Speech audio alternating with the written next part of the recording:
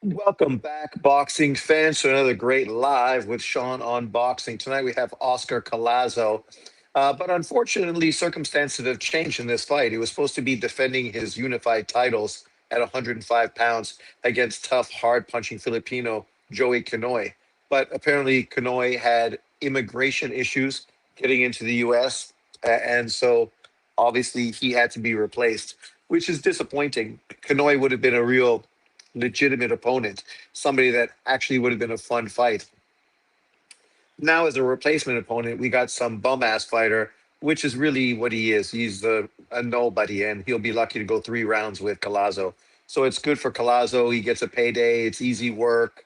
But the fight's also not defending his titles. So to be fair, the titles are not on the line in this fight. This fight is going to be at 112 pounds, I think, because the fact that the main opponent wasn't there, there was no pressure to drain yourself to make weights to defend your titles. So he's just coming in at a more comfortable weight class, which should make it even more dangerous. But obviously, to get an opponent, you have to put it at a weight class that the opponent fit into. Um, the problem with this right now, currently, as far as his opponent, is that people are hoping to see Collazo unify against hard punching world champion, another Filipino at that weight class, which would be a fucking balls out war between two great punchers and potentially a fight of the year. But there's no time frame for that fight potentially happening. And when I was listening to the commentators today, they were kind of alluding to the fact that he would be fighting at 108 pounds from now on and potentially dropping his titles at 105, which is great. I always said I want to see him move to 108, try to become a two-weight world champion. The problem is when you walk away from the best opponent currently in your division, it's a little disappointing, right? Obviously. This obviously doesn't elevate Collazo on any pound for pound list, that's for sure. David's in the house. Benavidez' next opponent. Who is David Benavidez' next opponent? The WBC champion? The unification fight? It's a unification fight. Did you watch your Use Best Prospect? He was on this card earlier. I did. I woke up late. I made sure I watched that fight before I walked Lily. 5-0, 3 knockouts. Looks very advanced for this point of his career. 23 years of age. He's going to be a killer moving forward. He's got good power in both hands, good jab, obviously good foot movement. That pendulum sort of step that Bivol uses a lot. It's going to be interesting to see what he does in the 140-pound division moving forward. But in saying that, he's kind of in a similar position to a lot of these other fighters. A guy that doesn't look like he's going to be able to move through multiple weight divisions very easily because he's not the tallest fighter. So you could see that at 147, he's going to be a smaller fighter to most of the opponents he faces. Even at 140 today, the opponent was taller and longer than he was. So, kind of like Tank Davis and some other fighters, this is going to be a potential issue if you want to see him move up through weight divisions and really sort of prove himself. Salute to the general, Sean, 78 Sports TV. Mercado looked good last night. Mercado looked great. Looked great. I said it would be a real statement if he went in there and got rid of Burgos, and I predicted a late round stoppage to get him out of there in 2 rounds. Statement. Mercado also has a brother that made his pro debut. I saw that. Sean, why Americans crap on Collazo? Americans crap on everyone that's not American, primarily Black Americans or maybe Mexican Americans. Uh, White Americans, I don't think they crap on fighters from different countries. Not really, right? So I think it has to be Mexicans and Black Americans because obviously they have more of a vested interest, right? Whereas white Americans don't really have a vested interest. There's not a huge group of white boxers that they support or fanboy for. So because of that, they can be more open in who they choose to fight to support, right? That's why I always say people say that I don't support black fighters, which is a lie. I don't support the black fighter you like because I don't like him. I don't need to like him. Just the same reason you don't like the fighters I like, who are European, Asian, Central American, Mexican, American, Black American, English. Like, I like fighters from around the fucking world because I'm Canadian. And Being a Canadian, if I watched the NBA primarily, we had no NBA teams, so I supported teams that were American. When I supported NFL, we didn't have an NFL team. We still don't. I would support American teams. For baseball early on, there were no baseball teams that were Canadian, so we also supported American baseball teams. So when you grow up in that circumstance, you don't have a problem supporting people that aren't the same as you. I never was high on Ortiz Velasquez, though. He has already been exposed. Well, he got beat once, but I mean, let's be fair. They're looking for good opponents, tough opponents for the kid to learn from. It was only his fifth professional fight, right? Do you really give Ryan a chance against Virgil? Who? Ryan? Virgil? What? Huh? What are we talking about, Ryan and Virgil? Itoma versus Hergovich got announced as well. That's a great fight. That's not a surprise because it always looked like that was the direction that Moses Itoma's team was moving. Hergovich, tough fighter, big, strong, but flat-footed, slow, right? In truth, that should be the kind of opponent Atoma fucking destroys. I mean, he does bring some speed and power to the table. Virgil, big wins, seems to not be aging well. Bohoshock just got knocked out by Shane Mosley Jr., Ryan Garcia. David, I don't understand what you're talking about. Why are you talking about Ryan Garcia and Virgil Ortiz being discussed? Doesn't isn't Ryan Garcia gonna fight fucking Ben, Connor Ben? Why would they be talking about Virgil Ortiz? Ryan Garcia will get fucking knocked out cold by Virgil Ortiz. End of story. How about the mutant saying Haney is pound for pound number one in his latest video? Stringer, you can't be surprised. I told you that over 6 months ago that this was the way he was maneuvering, right?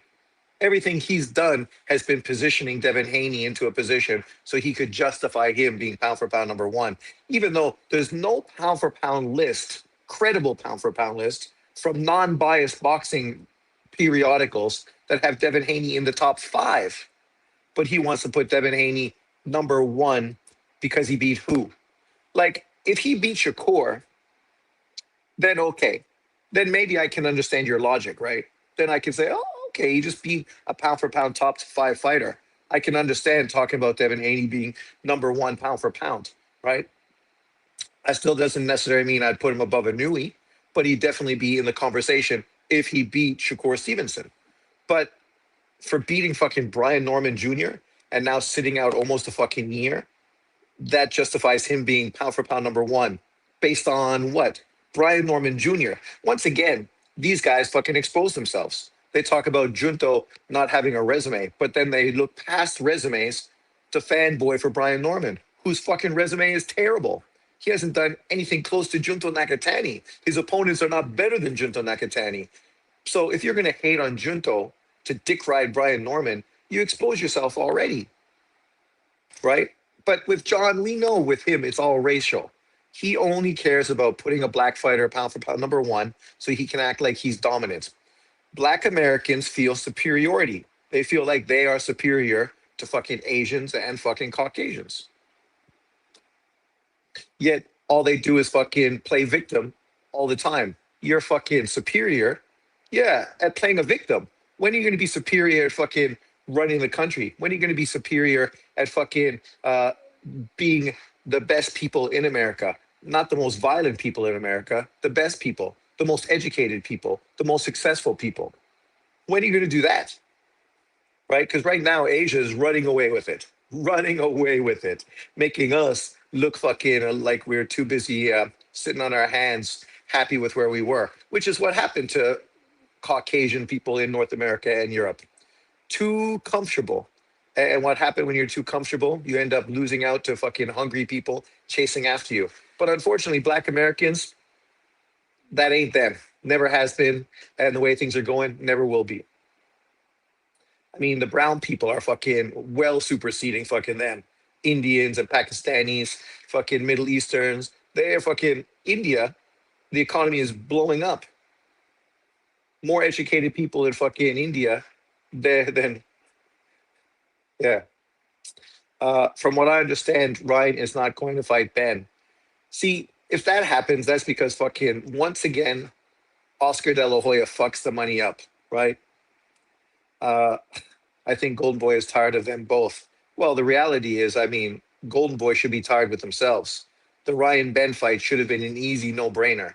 That's a fight that Ryan can actually win. If he wins, he's really becoming a bit of a superstar. As far as Ortiz, I can understand why they're getting a little tired of him. If it's not him being sick, then it's him fucking trying to get out of a contract, right? And just sitting on his hands, acting like somehow he's a superstar. But he's never even been a world champion. Imagine the announcers will talk to De La Hoya and he might update us. Top three too high for Shakur, in my opinion. Right now, top three is too high.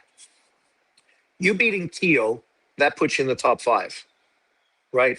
Because now you beat a legitimate champion. But out of four weight divisions, you only beat two division legit champions. Two other divisions were fucking vacant belts. He's fucking on the Clarissa Shields fucking tour.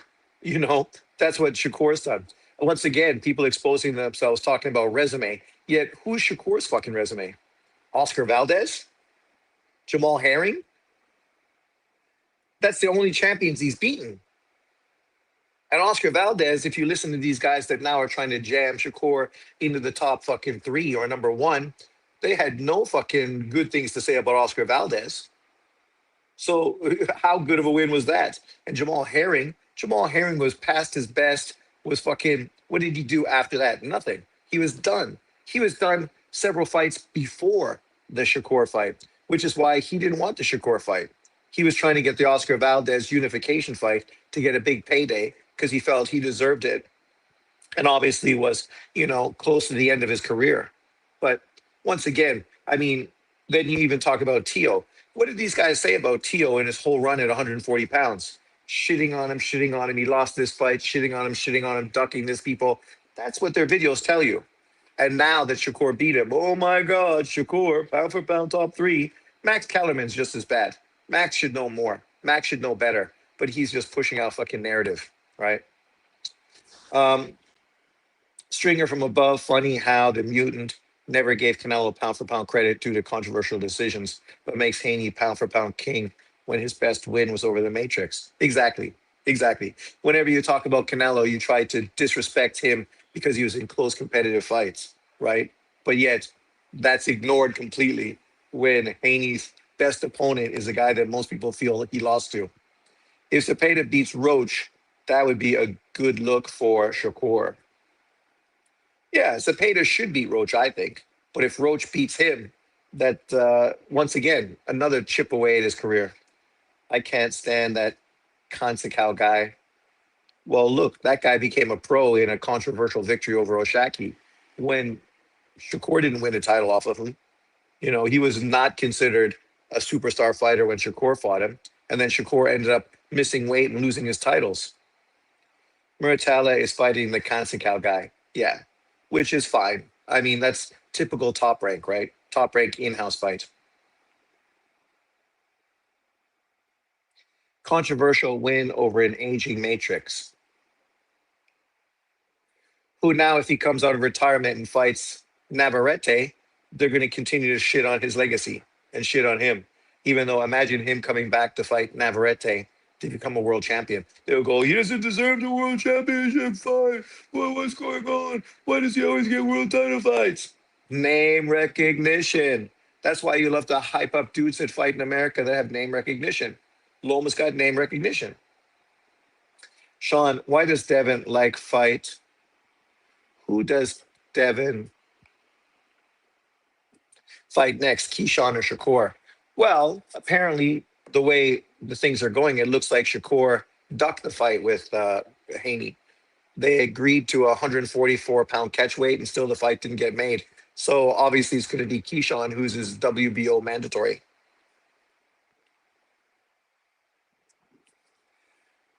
Well, at this point, Murtal is a more professional, experienced fighter than Abdullah Mason. But when you look at upside, Abdullah Mason definitely has more upside than Muratalla, who's kind of peaking right now and coming off of his best win. Now he's just kind of, thank God he's finally fighting someone. Had a Nui at top five as well, behind Sasquatch and Shakur. Yeah, number five. Number five. And of course, Bam is not in the top five because heaven forbid Inui fights Bam.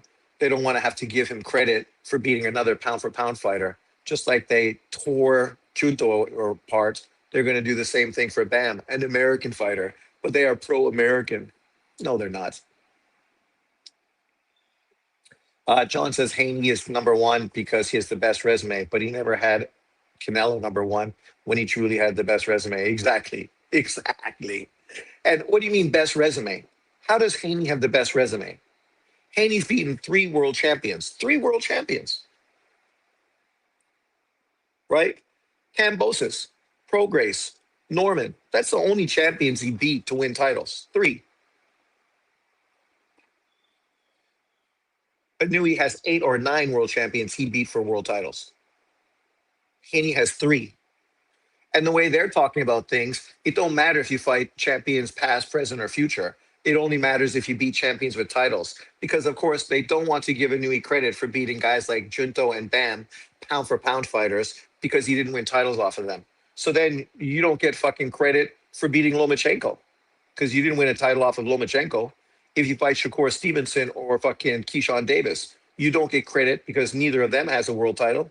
You're not winning a belt off of them. So you can play this both ways.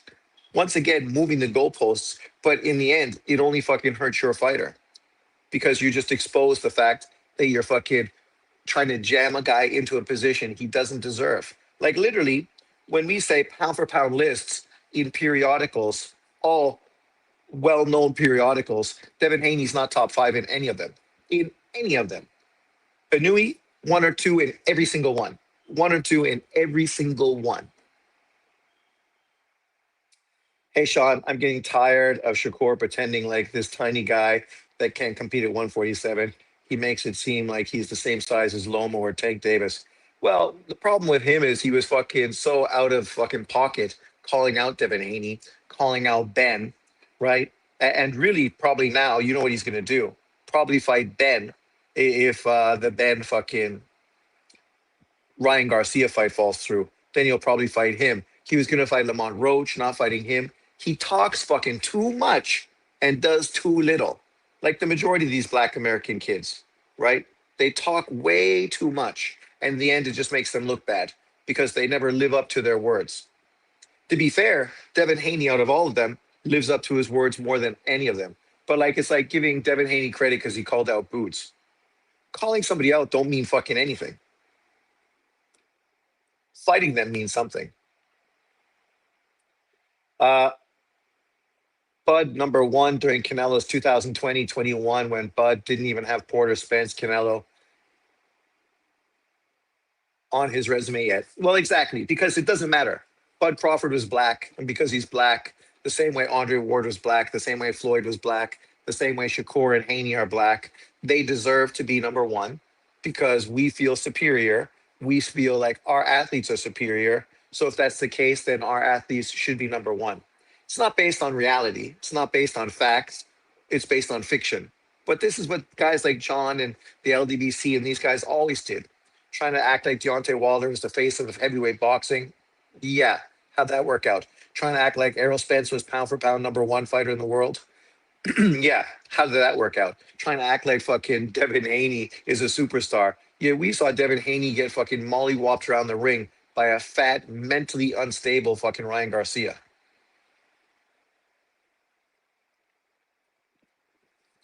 I do think Muratalla is going to become hunted guy at time wears on. Alan Chavez, Mercado are the future 140. Muratalla won't be able to make 135 forever. Well, I think the fight he had today was 140, right? Yesterday. And actually, you also have Vargas's kid, who's at 140 as well. So when you think of Chavez, Mercado, Muratalla, and obviously Vargas,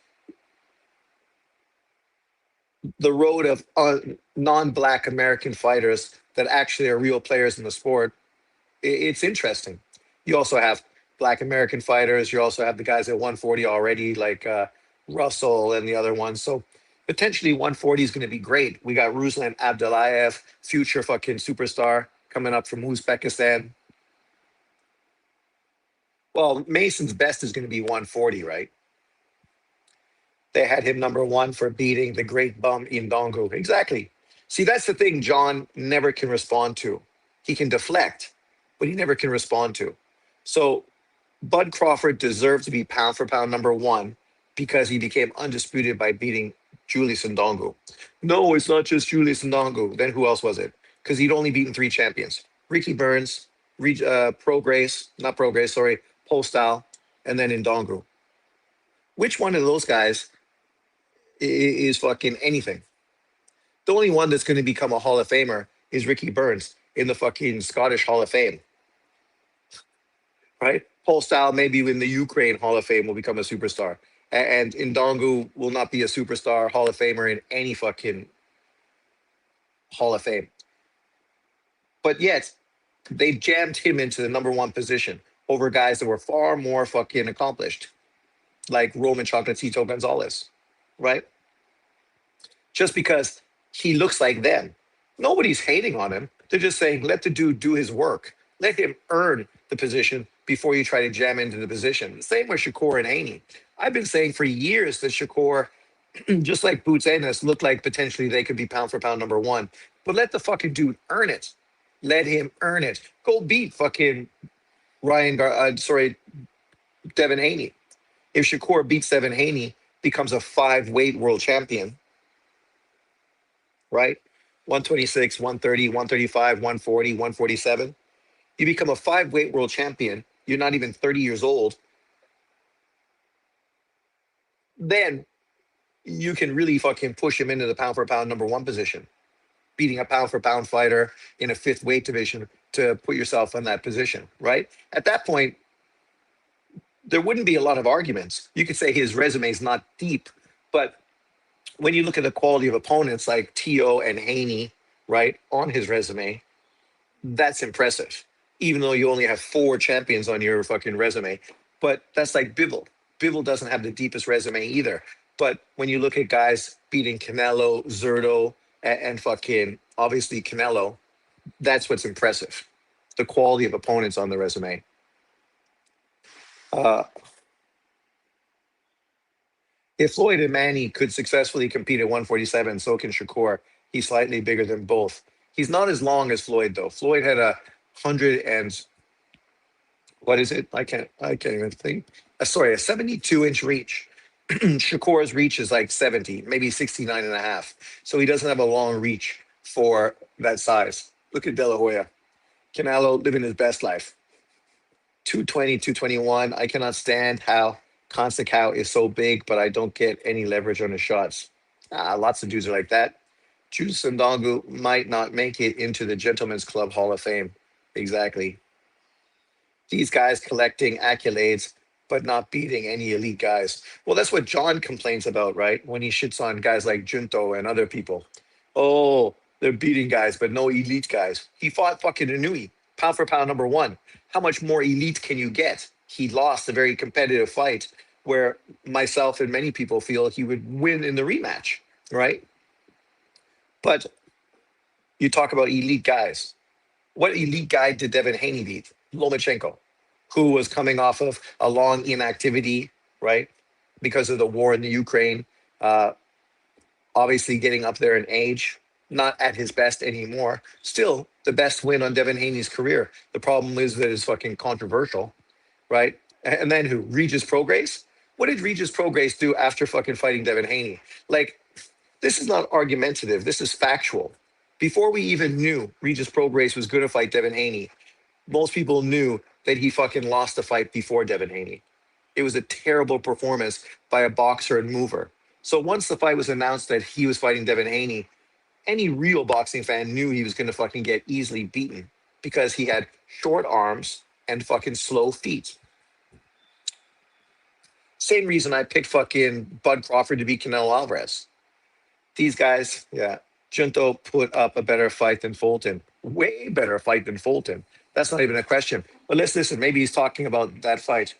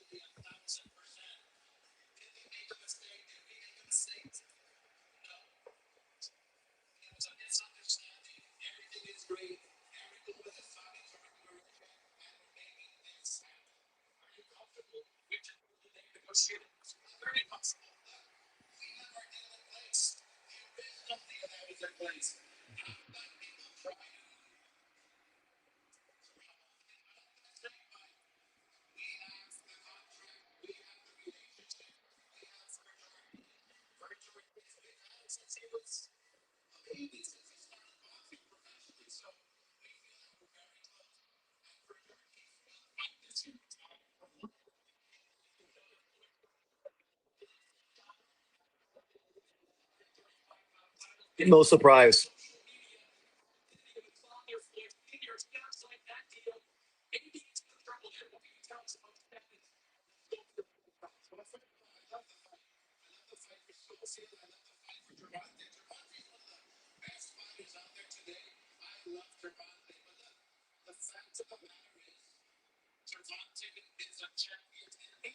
Yeah, Pitbull Cruz, Gary Russell, great fight. I got Gary Russell.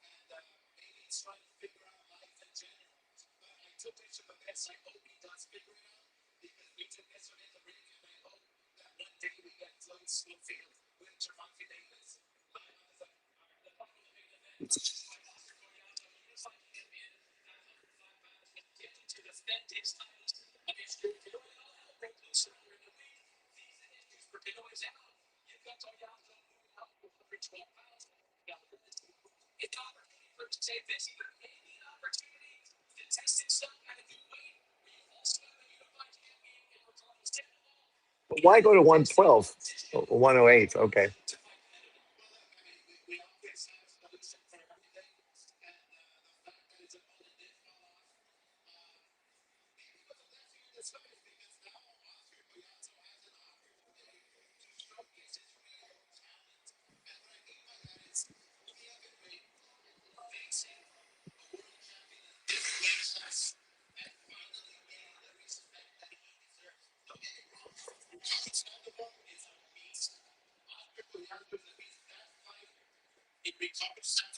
Great fights. See, that's the kind of fight that Collazo needs to put him onto the pound for pound list.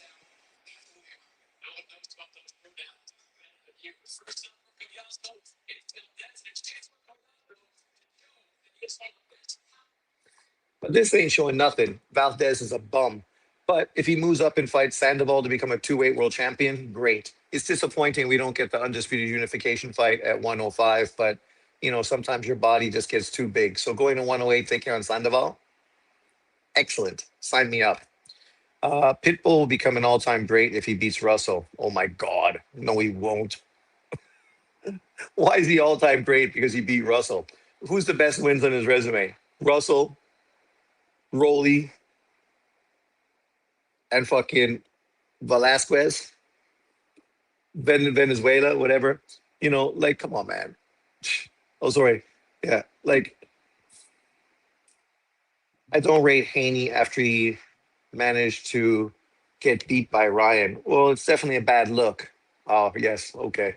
I could see it had to be sarcastic because that was just a crazy take. If he beats Russell, though, that's a fucking legitimate win. As far as this Tank Davis shit, this is what Schofield and his father always wanted. That's why literally they've been sitting around doing fucking dick for fucking a year.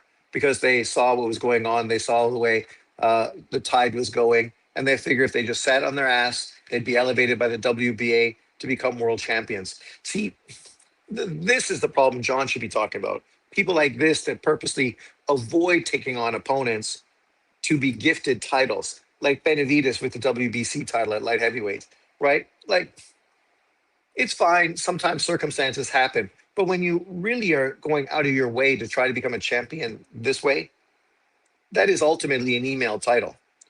He didn't beat anyone. He's literally, poaching on Tank Davis's current legal issues to try to fucking get a world title, knowing that Tank ain't gonna fight him. I would pick Tank Davis to knock fucking Schofield out. I think Tank Davis is a way better fighter than Schofield. Way better. We don't need to go that far. Pitbull Cruz is somewhat of a factor still. After the good fight he had up against Roach, Isaac Cruz was kind of a pussy footing and living off the Tank performance for a long time. Kinda fucking forever. But he's been moving better lately. True, because the PBC's fallen off and there's no easy money with the PBC anymore. So he's got to actually fight people to get paid, which is good. But in saying that, I heard rumors that the PBC was going to join the zone. I pray, I pray the PBC joins the zone because then all the major promoters are on one platform. That's excellent. You can put Zuffa Boxing over on that other platform, let them do their league, and then all old school boxing on the zone, right? And then you can pick what you want. If you want the UFC prob sort of platform, that's on a whole different channel. It's basically unrelated to what's going on DAZN. And then on DAZN, you have old school sanctioning bodies, promoters, and fucking old school throwback boxing. So you get both the best of both worlds. So I'm down. And this fight, I don't think it's going to go fucking 3 rounds. The dude he's in with is a bum. So it's kind of disappointing because so far the two top prospects, Joshua and my Uzbek fighter, both won easily, stopping their opponents, which were both good opponents, both step-up opponents. Then you had that last fight, which was boring, and I don't know who those two fucking guys were. And now you have this fight. He's fighting this kid who literally has fought no one, nobody. 15-3-2, been knocked out twice, but his resume is fucking garbage. Garbage. He had a majority draw in his last fight against a guy who was 4-4. Prior to that, he beat a guy who was 0-1, stopped him. Prior to that, he lost to a guy who was 8-3, lost to a guy 7-0, which was not bad. Beat a guy 4-1, lost to a guy 13-0, right? And then beat, a bunch of. One guy was 11-2, another guy 13-4. So that's not bad. But at this point, come on, man. Collazo's on a whole fucking another level. Like, this is easy work. Collazo's going to look like a buzzsaw tonight because he's at a heavier weight. He's going to feel stronger, and he's going against a fucking low tier fucking dude. A lot of fighters can beat Tank now. He's going to look super washed if he ever returns to fight. I don't think that's true. I think if Tank comes back, he's going to be in good shape, ready to go, and he's not old. What is he, like 30? Not even 31 yet. So, yeah, he's got a lot left in the gas tank. The problem is it's mentally is the big issue with him. Physically, I think he's going to be fine. Mentally, where's his head at?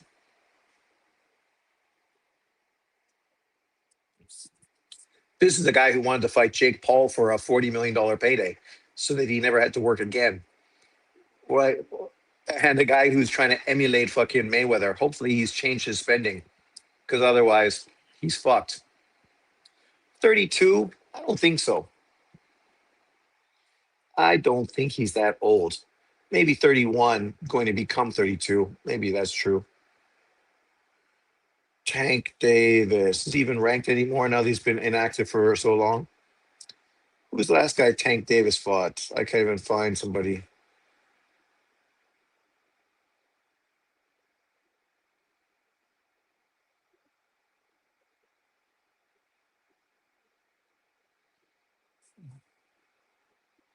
Oh, John is so happy. 31. Kenshiro Taraji, 25-2, coming back. Obviously, he lost to Sandoval, who they're talking about Collazo fighting. Sandoval versus Collazo would be a great fight. He's coming back and fighting Israel Gonzalez, 32-5-2, only knocked out once for a Superfly world title. So Kenshiro's in position to become a three-weight world champion. And who's Kenshiro Taraji beaten to win titles? Let's see. He beat Ganigan Lopez to win his title in his like seventh or eighth fight. Then he defended it against Guevara, Petroza, and then rematched Lopez. And then I think he won a title versus Milen Melindo. Then fought Saurarez. Then, of course, got beat by Ibuki, beat Ibuki to win back his title. And then unified versus Kayaguchi, beat Alaskago, who's now a world champion, beat Butler, who was a world champion, beat Canzales, who's now a world champion, beat Rosales, who was a world champion, and then unified versus Akui, right? So 5 champions he's beaten for titles. Then obviously lost to Sandoval. Would have been nice to do a rematch, but obviously weight was an issue. So he moved up to 115 pounds, and now he's going to fight Israel Gonzalez to become a 3-weight world champion. So, and how old is he? He's not old. Older, 34 years of age. Time flies when you're having fun. 34. But of course, people want to crap on him. But he's fought more world champions than fucking Shakur and Devin Haney as well. And if you think about all the champions he's faced in his career, it ain't even close. I already told you. 1, 2, 3, 4, 5, 6, 7, 8, 9, 10, 11, 12. 12 world champions he's faced in his career. 12. 27 fights, and 12 of them were against former or current or future world champions. Sean, does Charlo make the Hall of Fame? Which one is Jamal? The undisputed one? To be fair, because he became undisputed, he'll probably make the Hall of Fame, but does he deserve to be in the Hall of Fame? He's got like 3 losses. I mean, I know he didn't get one loss, was a draw, but everybody who watched that fight knew what's his face beat him, Castano. So 3 losses in his career. Undisputed only because he was with the PBC, who owned all the titles. So he had 3 opportunities to become undisputed, right? To be fair, he bounced back against 2 of those guys and beat them convincingly in rematches, which is what you should do. So that's obviously good. Stepped up and looked embarrassing against fucking Canelo and hasn't come back yet. He should be on that Tim Tszyu Spence undercard, but it's his washed out brother who's definitely not fucking going to be a Hall of Famer, because what has he done? Fucking nothing. The bigger one, then fucking no chance. What has he done? He's done nothing. Nothing. At 154, didn't do anything. Fucking won a title, defended it a couple of times, moved to 160, and literally fucking did nothing. Nothing. 2-weight world champion, but one of those titles was an email title. Probably the 154 title was an email title too. Did he beat a legitimate champion to win the title, or was it a vacant belt that he was gifted? And to be fair, he was the Charlo people had big expectations for. The one people thought was going to be better. The unbeaten one, right? Never lost a fight yet. But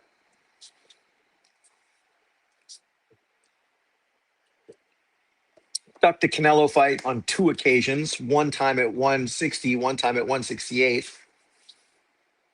Basically, his biggest win is knocking out his fucking baby mama. I mean, that guy has done fucking sweet fuck all in his career. It's sad, but unfortunately, these PBC fighters got paid too much money too early, and then they all just fucking washed their careers away. Yeah, he's fighting complete tin can on the undercard of Tim Tszyu. Like, nobody knows who that fucking guy is. When you compare his opponent to Fulton's opponent is solid. Charlo, 34 and 0, 23 knockouts. In his picture, he looks like a fucking crackhead. You figure they could do a better picture of crackhead. He's fighting this guy who's 15, 4 and 1. Been knocked out twice. 30 years old, called SOG. Already got knocked out by Tim Zoo's brother, who at the time was 9 and 0. And now you're fighting him? Fuck, I'm impressed. Color me purple. When I look at his career, when he beat Cornelius Bundridge, was Bundridge a champion? So maybe he beat Bundridge for a title. Beat Austin Trout, who had already been beaten several times. Obviously, that's still a very good win. Then beat Julian Williams, who obviously at the time was an up and comer, but hadn't proven himself. But here we go. Round one. This fight could be over quick. So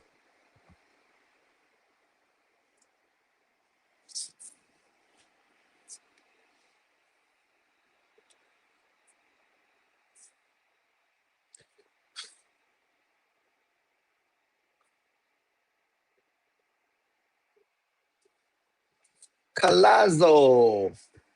I remember the last small weight Puerto Rican champion that was getting tons of hype being compared to Hector Macho Camacho. Kid was good, but had no power. And then obviously got knocked out twice defending his title to the same guy, and then basically retired after that.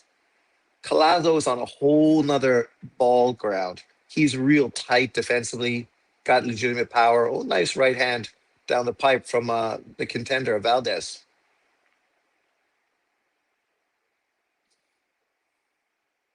Not as flashy, but far more professional in his style.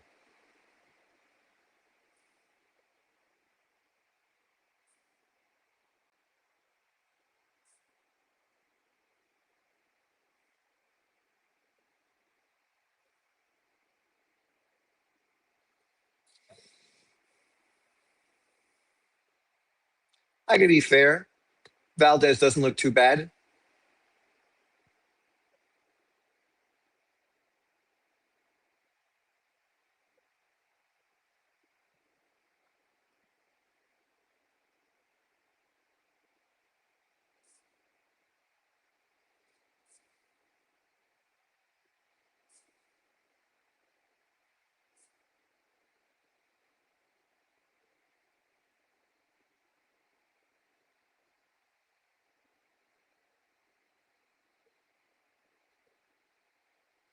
Nice left.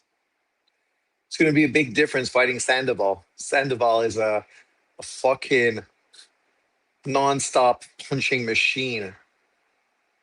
That's the good thing about these small weight fights. They're always entertaining. He's in with some dude that hasn't fought anybody, but the kid's game, throwing a lot of punches, real offensive right now, which means that he's vulnerable, right? Which means that potentially we can get a spectacular knockout. You're not getting some boring dude holding, fighting safe, behind a jab, throwing 7 punches around. Devin Haney.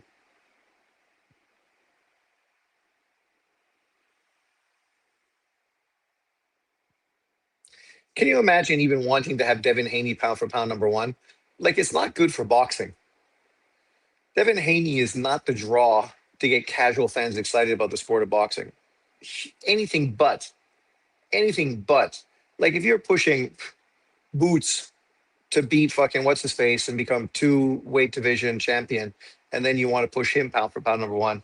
Okay, at least now you're pushing a fucking exciting fighter with knockout power that fans want to watch. Devin Haney? Fuck no. Nobody wants to watch that guy. People really trying to say GG is a Hall of Famer because he didn't fight Andrade and Charlo. Yeah, they were trying to jam those 154-pound fighters down Golovkin's throat from the beginning when Golovkin first made his professional debut in America. And then all they did was criticize him for fighting Rosado, a guy coming up from 154. So even if he beat those guys, they wouldn't give him credit for it. They would just shit on him for fucking cherry picking smaller fighters. Yet they literally defended 160-pound world champions ducking him. Look at John. If John's old channel was still there, He had fucking tons of videos defending Martinez, Cotto, Canelo for blatantly fucking ducking Golovkin. Ducking. But he's a hardcore boxing fan that says he wants to see the best fight the best. But now you're fucking literally making these guys duck and defending it and justifying it. You knew this fight wouldn't last long. Down in round 2. Doesn't look that hurt.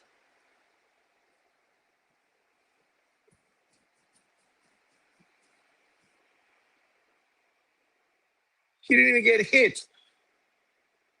Come on, kid. Literally, you didn't even get fucking hit. Did he get hit? Yeah, I'm fine. So why you go down on a punch that didn't even fucking land? I said, second round knockout. Definitely looks like that's what's going to happen. At least he's throwing. See? Even though he's got dropped twice, he's still fucking being front foot aggressive.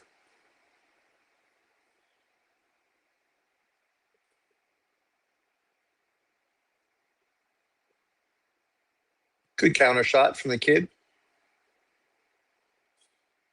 Like, that's not a knockdown. Come on. How's that a knockdown? That was like off balance. Good thing there's no 3 knockdown rule. Otherwise, the fight would be over. Oh, come on, doctor.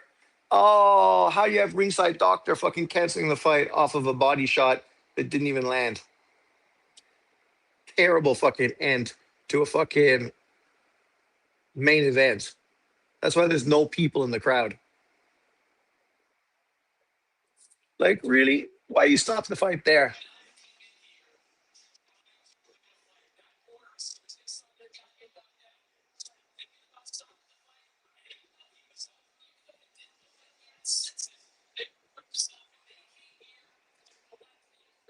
Payday. That's all they came for.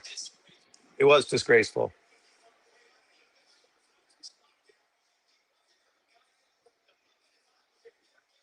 Oh, yeah? Who knocked out Camacho?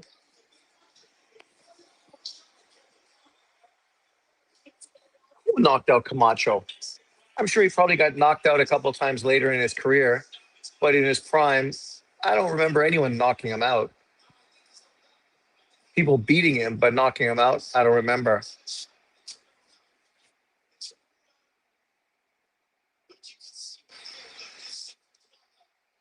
GGG is a Hall of Famer, so people can say what they want, but that time has come and passed. All those videos John said of him never being a Hall of Famer, sorry, you're wrong. Again, like always, consistently.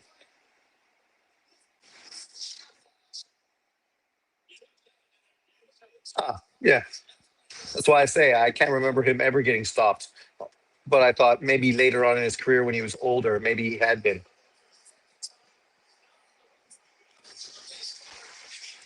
Now they're going to shit on Collazo because he fought a bum. But again, a replacement opponent to keep the event going on, right? This is not the opponent they were chasing. They were chasing Joey Canoy, a legitimate opponent. To be fair, I don't think Collazo looked great in that fight, but they didn't have much opportunity for him to kind of get grooving either. But it is what it is. Not his fault that Kanoe had to pull out of the fight, and this was the replacement opponent, some bum. Nobody cares about Collazo, dude. People like you don't care about Collazo because you're not real boxing fans. Collazo moving to a second weight division to take on Sandoval in a fucking great matchup. Why wouldn't people be excited about that? See, this is the problem between real fans and race fans like you, A1 Free. See, real fans get excited when Cruz signs to fight fucking Gary Russell, right? We look at that and we think, fucking yeah. People get excited when they see Zepeda sign to fight Lamont Roach. They go like, fuck yeah, great fight. They get excited when they see a Toma scheduled to fight Hergovich. They think, fucking yeah, legitimate fight, great fight, nice step up for the young kid. People get excited when Collazo moves to a second division to fight a guy like Sandoval, who just fucking won his title off of a pound for pound quality fighter in Kenshiro Taraji. right? Now people get excited about that. People like you who only support black fighters that look like yourself, maybe you don't get excited about that. But that says more about you as a boxing fan than it does about the sport. Sorry, you're just fucking the problem. Always have been, always will be. Yes, Collazo's moving up to fight Sandoval because obviously his defense at 105 fell through because Kanoi wasn't allowed to get into the country. Dumbass A1 probably gets excited for Jake Paul fights. Race fan said nothing that even insinuates race, you dimwits. I'm from the same country as Collazo, dumbass. I doubt it. It's easy to say that, but the way you act, I don't think so. But if that's the case, even worse, because then what kind of fucking Puerto Rican are you that you're not excited by a Puerto Rican world champion who's now moving up to a second division against a real legitimate fighter?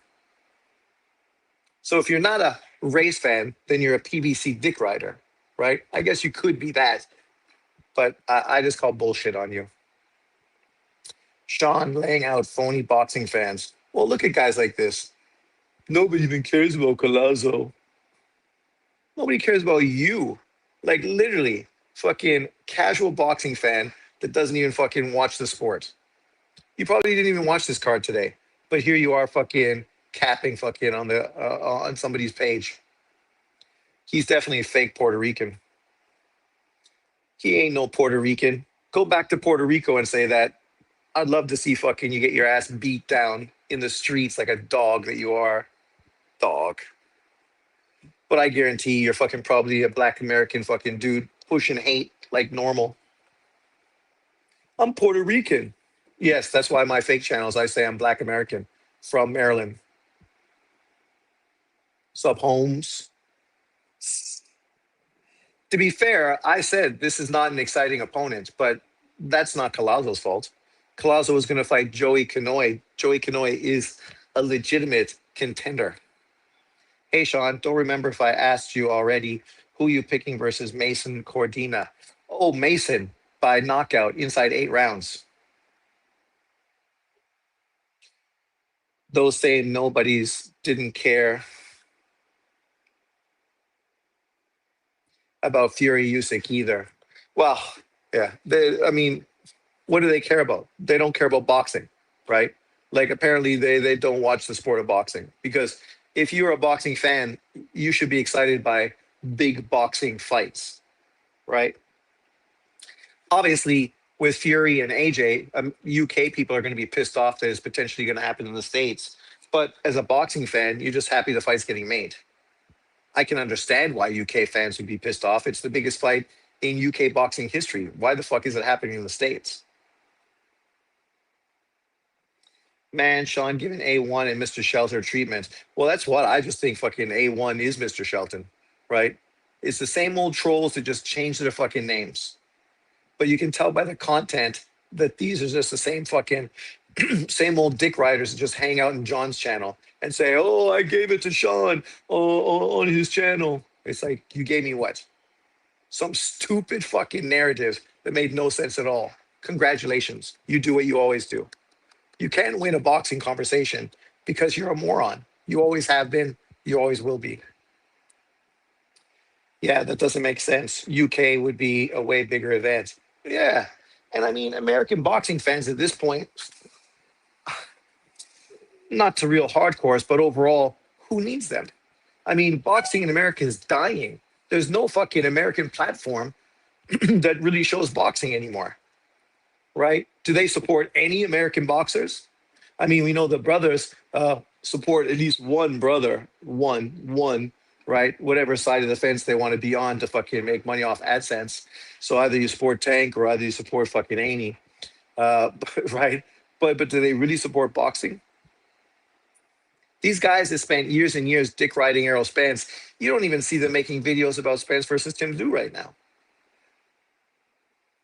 I thought you were fucking the biggest fan ever of fucking Errol Spence. Aren't you excited he's finally coming back?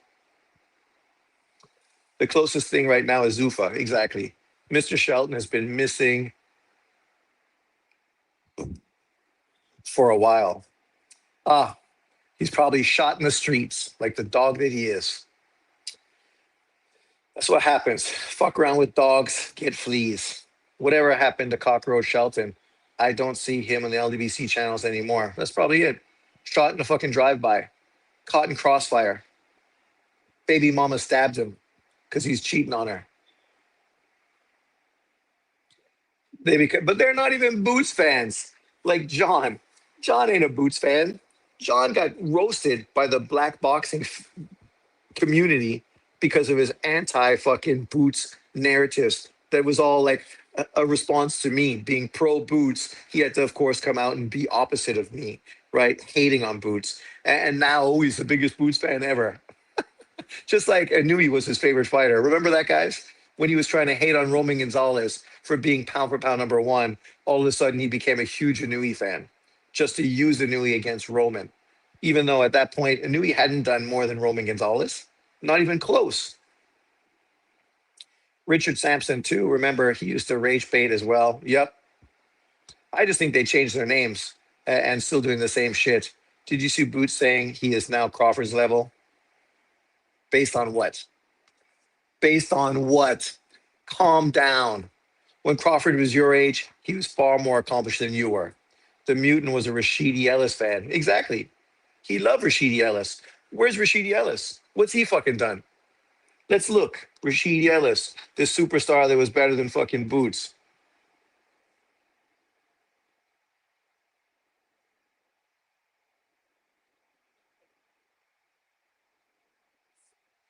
Rashidi Speedy Ellis, 28 and 1, 19 knockouts, never been stopped.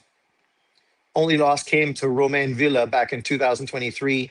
Since then, what has he done? He's beat four fighters, stopped all of them. Somehow his power has fucking mysteriously come out of nowhere. Prior to that, he never had any power. You could look back at his career afterwards. It was mostly fucking majority decisions, unanimous decisions. All of a sudden now he's fucking got power like crazy. Roids beat Javier Fortuna in 2025, stopped him in 4 rounds. Even though, what weight class was that? You stopped fucking Javier Fortuna, right? That's the biggest name on his resume.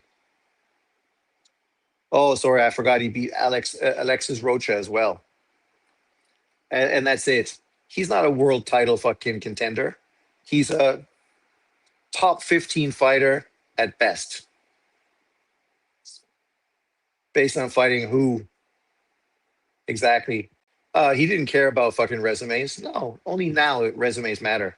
John Boxley made a video saying he knew he was pound for pound, then deleted it. He ain't never been the same since the live. Rashid Ellis on Team Combat League, whatever the fuck that is. Richard Sampson is, yeah, exactly. Yeah, he is silly ass Waldochenko for sure. That's why I say these guys just change their names and fucking keep trolling, right? It's crazy, but those are the only fans that consistently are still on John's channel. The same old fucking trolls, right? That spew fucking racial fucking hate and nonsense consistently. But everyone else is racist, not them. Speaking of that, where'd the Puerto Rican go? Hey, Puerto Rico, where are you? You're pro Puerto Rico. How come you're not fucking uh, hyping up fucking Xander Zayas right now? We're talking about Boots. Shouldn't he be fucking in here being like my Australian brethren who's always dick riding David Benavidez? At least he's consistently supporting fucking a fighter he likes. Who you support? I used to think you were Silyashchenko. Damn, that was one of Sean's greatest cooks. He absolutely pounded Shelton.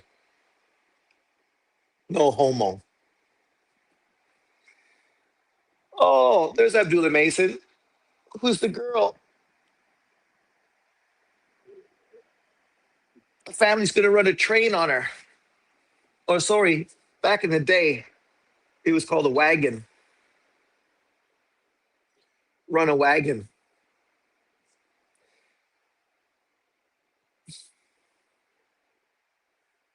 The boys look young, eh? All of them. Come on, let dad do it. You know dad's the strongest out of all of them. Dad looks fucking swole.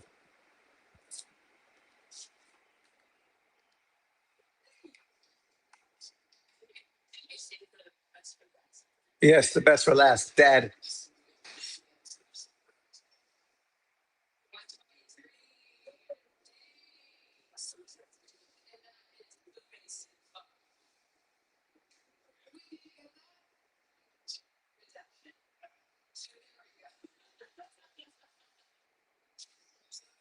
There you go. Xander Zayas.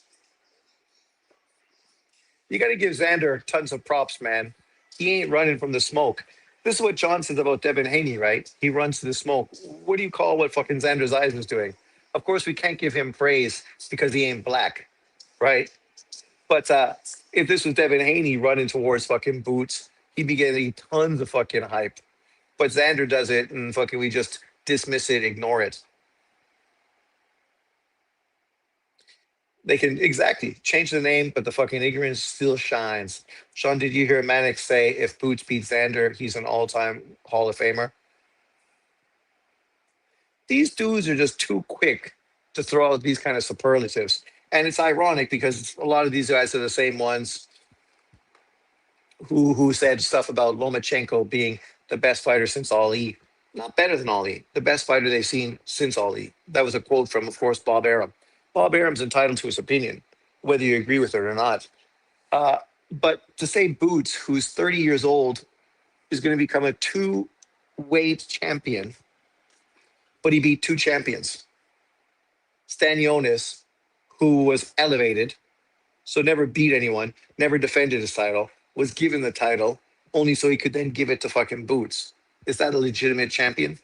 And then, of course, now Xander Zayas, who's a unified champion, actually, fought another champion. So he's done it the right way. So in a truth, he's fighting his first real world champion right now.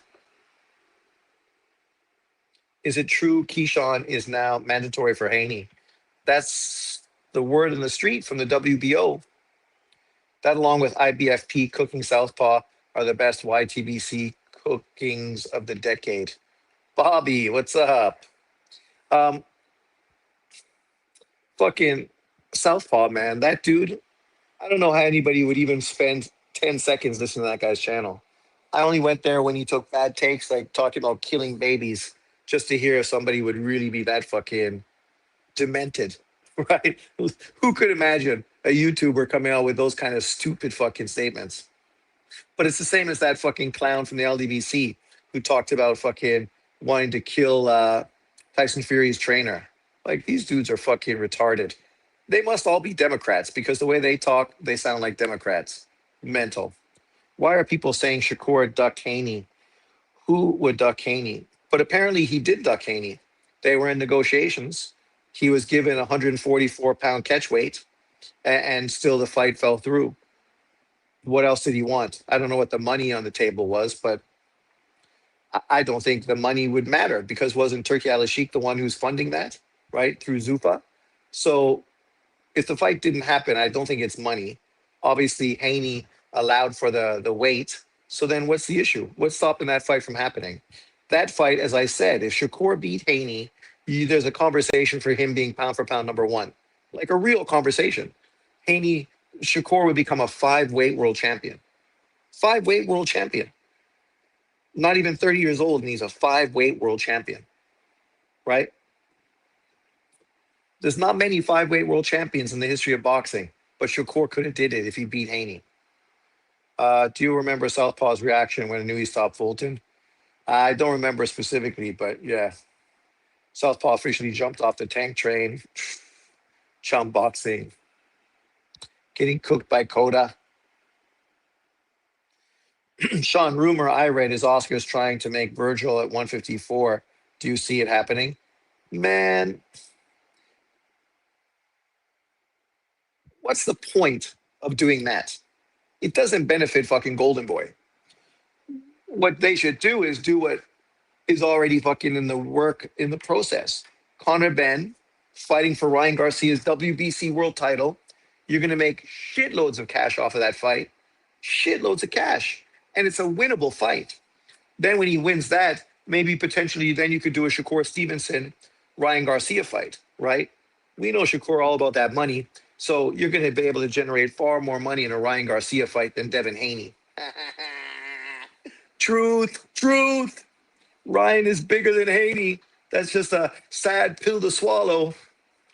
But and then you get Virgil to fight fucking his mandatory WBC fucking dude, Funduro, right? Or get him to fight the winner of this. Get him to fight the winner of Boots versus Andres Zayas for fucking unification. That fight will be huge. Boots and Ortiz, that's a fight boxing fans have wanted forever. And if Xander Zayas somehow beats Boots, fuck, okay. Then fucking Ortiz versus Xander Zayas. There already been a back and forth between those two. Those are the obvious directions to go. Why are you going to go up and do some fight nobody asked for? It's like when Mikey Garcia went up to fight fucking Errol Spence. Who cares? Nobody wants that fight. Nobody's asking for that fight. What are you trying to do?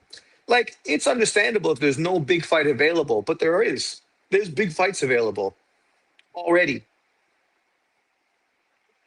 IBF still out there claiming Bud is ducking Virgil. Ah, really? See, that's the biggest cap ever because he was the WBO mandatory and he fucking left the WBO to go fight for a WBA regular title. That's the biggest quack you fucking heard in the sport of boxing. Like, give me a break. Like, that guy could be pushing for WBC mandatory. Didn't. He could have fought Funduro for mandatory. Didn't. Like, fucking Ortiz has blown more world title opportunities than any boxer currently in the sport of boxing. All because he thinks he's bigger than he is. And he ain't big because he ain't nothing. He never won a title. Never been a champion. Did you see Haney crash the Garcia Ben presser and called Ryan a coward? Man, just think how cringe that is when you're trying to get clout off of Ryan Garcia's fight, right? Bitch. Devin Haney's a bitch. Haney trying hard to rehab his shattered image as a threat in the sport with Debo, as if he's a fucking boogeyman. Oh my God. Nobody fucking thinks Haney's a boogeyman ever. Sean, yeah, I was surprised to read that. South Crack said that in New East, team spiked Fulton's water bottles. Yeah, okay. Of course they did. Just like fucking Fury spiked Wilder's fucking water bottle. These dudes are fucking, see, that's the problem with social media. Any fucking dickhead with a fucking phone can open up a channel and comment, make videos, and put out the most ridiculous shit ever. And the irony is that they could lie fucking outside their fucking side mouth like Fannin does in every single video and get fucking tons of money from YouTube, right? Every video Fannin puts out gets thousands of viewers. Not from me, I don't watch his videos because he never says one thing that's fucking true. He lies consistently and says the same videos over and over again. Pathetic. The only Debo angle would be him fighting smaller guys. With Fury, it was egg weights. If Haney is Debo, Ryan is Craig. Man, God bless all you brothers. Jesus Christ is Lord. What's up, Hollow Ninja? Welcome into the chat. Did you watch the fight card tonight from Golden Boy? New. He didn't win the title, did he? Collazo couldn't win the title by fighting that bum ass fucking dude. But this fight's going to be good. I favor Boots, but you can't sleep on Xander Zayas. Xander Zayas has stepped up every time and come through the winner. Now he's in with those Philly dudes driving those things.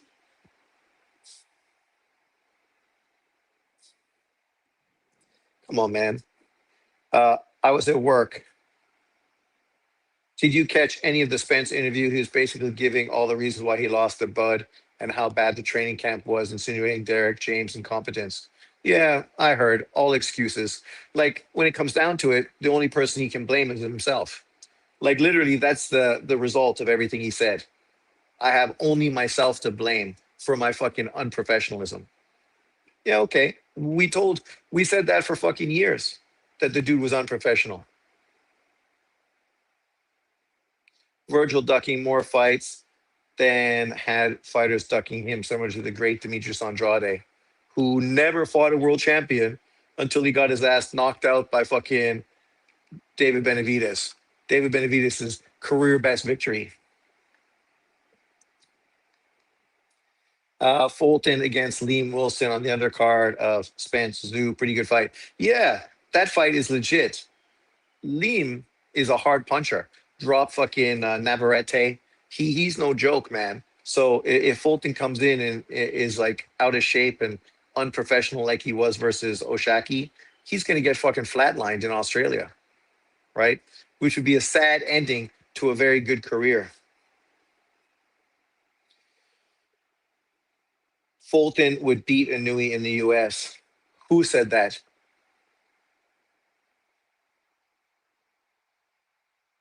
Really? Come on. For the first time, Boots will not have the size advantage versus Zayas. That's true. Next week, some coworkers and I are going to watch Zayas and Ennis. Nice. Like live? That's excellent. I wish I was there. I also wish right now is in Vancouver for a World Cup.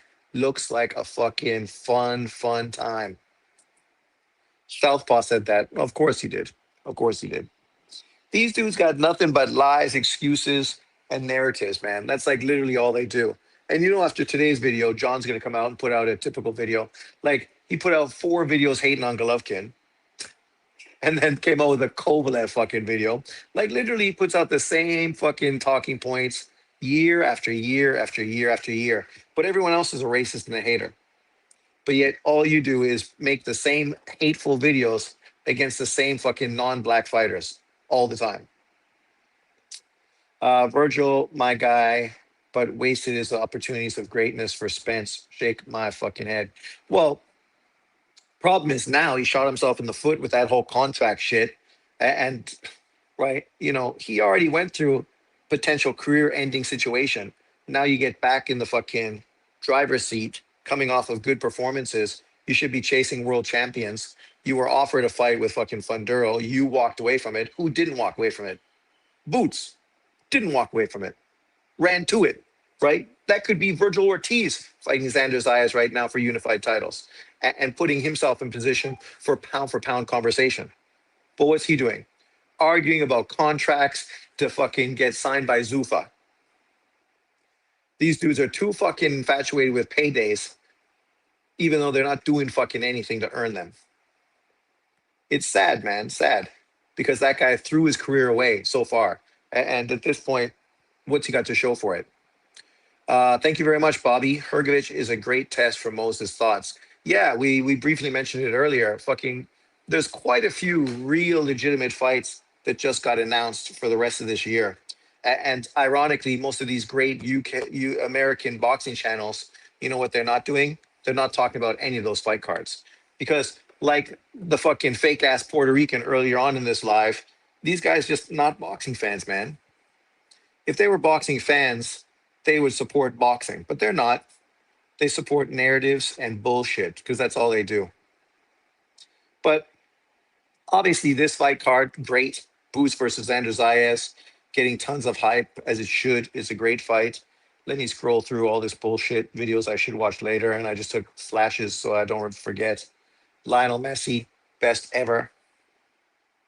Uh, A Shop for Killers, Korean drama. Season 1 was great. Season 2 is coming out. Looks excellent. This movie, Furious, apparently one of the best martial arts combat films ever. Go check it out.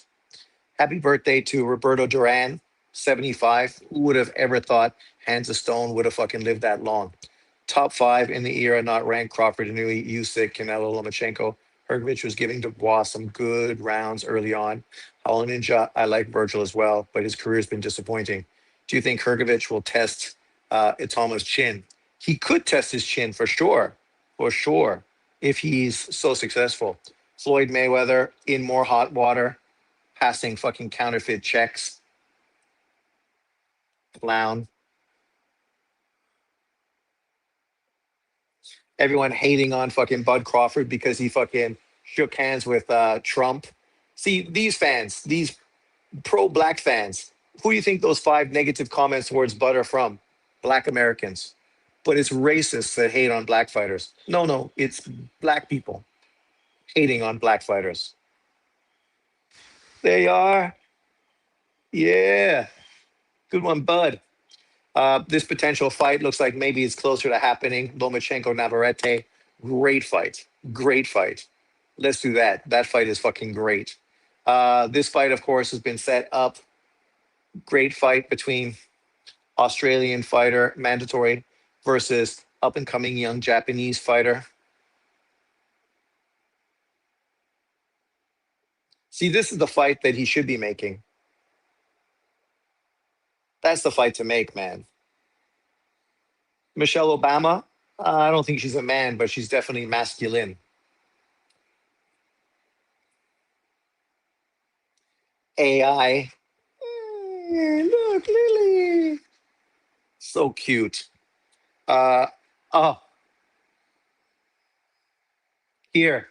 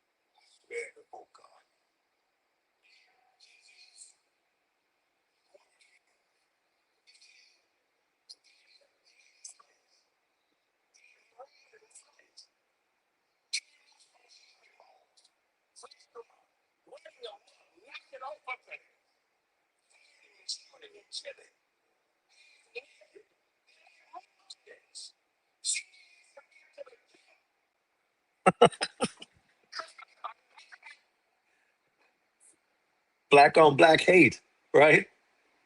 That's the example of it. This fight should have been happening, but unfortunately, Tank Davis is ducking, which is too bad because I think Tank Davis Schofield would be a good fight. And I definitely think Tank Davis beats him. And now, of course, this fight, great matchup. People want to see Atoma step up and take on a legitimate opponent. What's more legitimate than fucking Hergovich? Hergovich has been a long reigning top 10 fucking contender for probably the last 8 years, right? Tough as nails, hits hard, great amateur pedigree, far bigger and longer than Moses. Like, this is a real good fight. It's going to be real entertaining. Tank is ducking. Damn, I like Kid Tank. Tank is a federal fugitive now. I heard that, but I don't see anyone talking about it. Stank's biggest chicken ever. Japan will crush Tanzania tomorrow in the World Cup. Of course they will. Yeah, that goes without saying. Japan's good. There's this fight that potentially Bam's going to be in, but I just heard that Anui and Bam agreed to fight. If that happens, that's even better. Bam agreeing to fight Inui's brother to unify titles is perfect. Like, you couldn't make a better fucking fight than that. Like, perfect, perfect. It sets up the Inui Bam fight beautifully, beautifully. That's why I would have loved to see Inui fight Junto, but we didn't get that fight. So then make this one because that's sensational. Chicken from Family Guy, tougher than Stank. Yup, Sean, yup. Croatian is tough. He is tough. Tough as nails, that guy.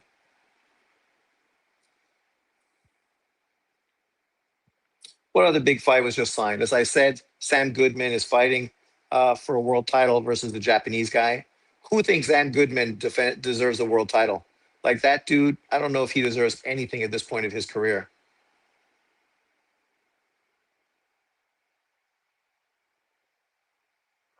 Come on, I thought I took some pictures of upcoming fights. This one, Cruz versus Bell,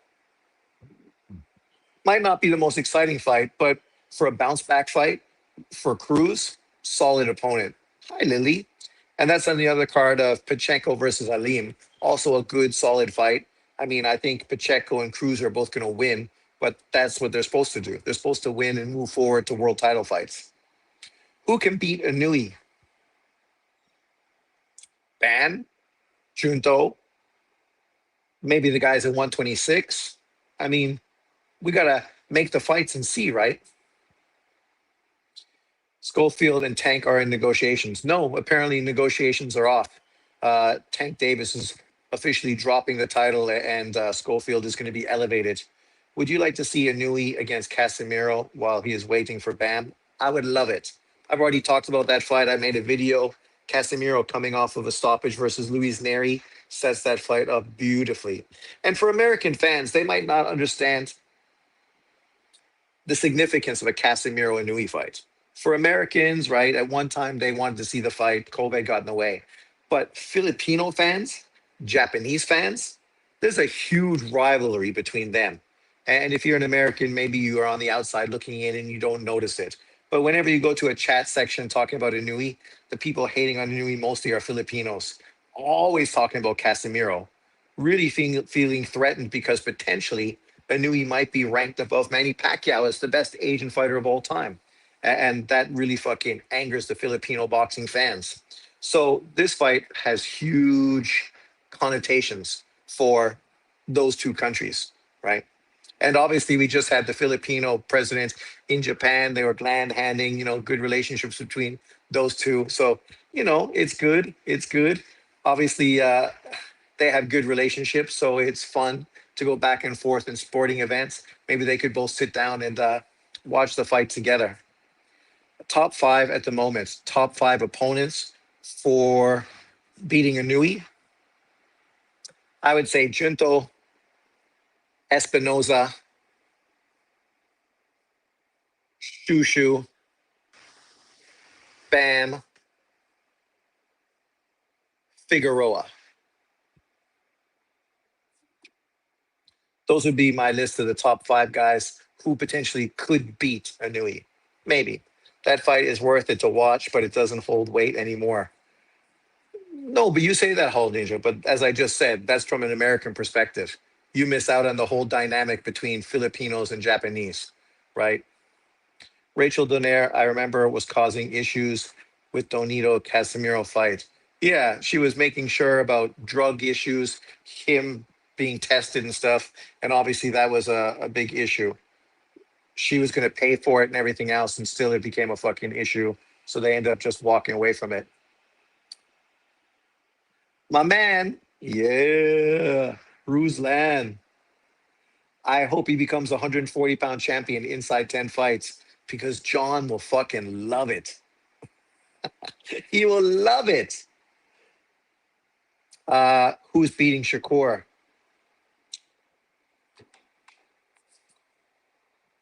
Who's beating Don Shakur? Uh,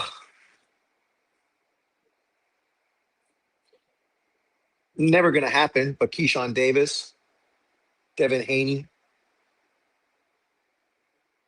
Abdullah Mason.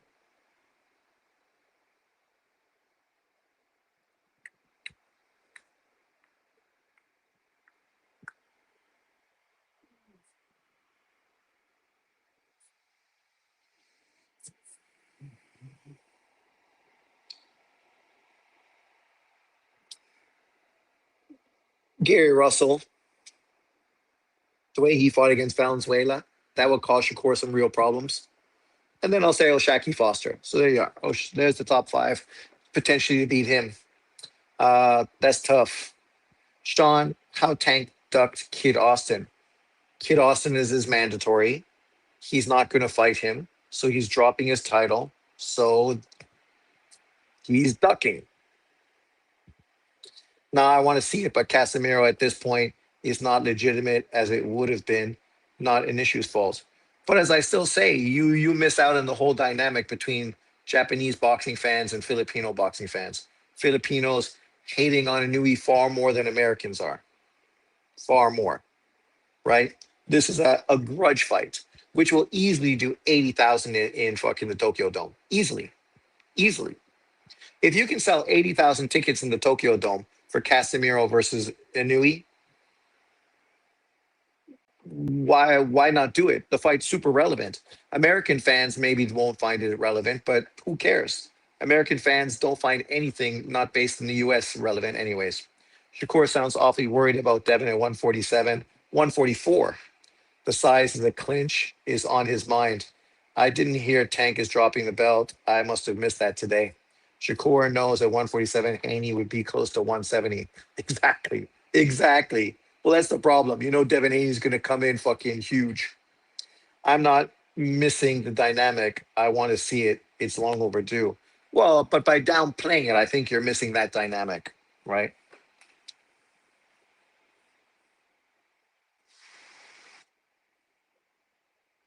White lives matter. Too many white people getting killed in America recently. What's this trend? Terrible. Yeah, here's the fight we talked about earlier. Muratalla versus Kansakau. For a first title defense coming off of the win versus Cruz, solid fight, solid opponent. Obviously, everyone picked Cruz to beat him. And at this point, a lot of those haters and Cruz fans who wanted to see Keyshawn fight Cruz because, you know, that was the fight to make, you know, they're kind of fucking disappeared now because they were proven wrong once again. I saw a bumblebee flying in my backyard. That's why I want a small dog. They're so cute. Look, so adorable. Ah, there you go. Dun dun dun. Casemiro, Anui. It's there. 33 and 0 versus 35, 5 and 1. World Major world championship champions beaten. 16 for Anui. 16. Six for Casemiro. Reigning world champions beaten. Nine. Nine reigning champions beaten by Anui. Far more than Shakur and Haney. Actually, more than both of them put together. 9-6. But Anui is not pound for pound number one. Casemiro, two. World title fight wins. 28 wins for Anui. 28 wins in 33 fights. 33 fights, 28 world title wins. Never, ever have we had a fighter do that before. Never. None. Ever. Casemiro, 8. Lineal champion. Anui 2 times. Casemiro, 0.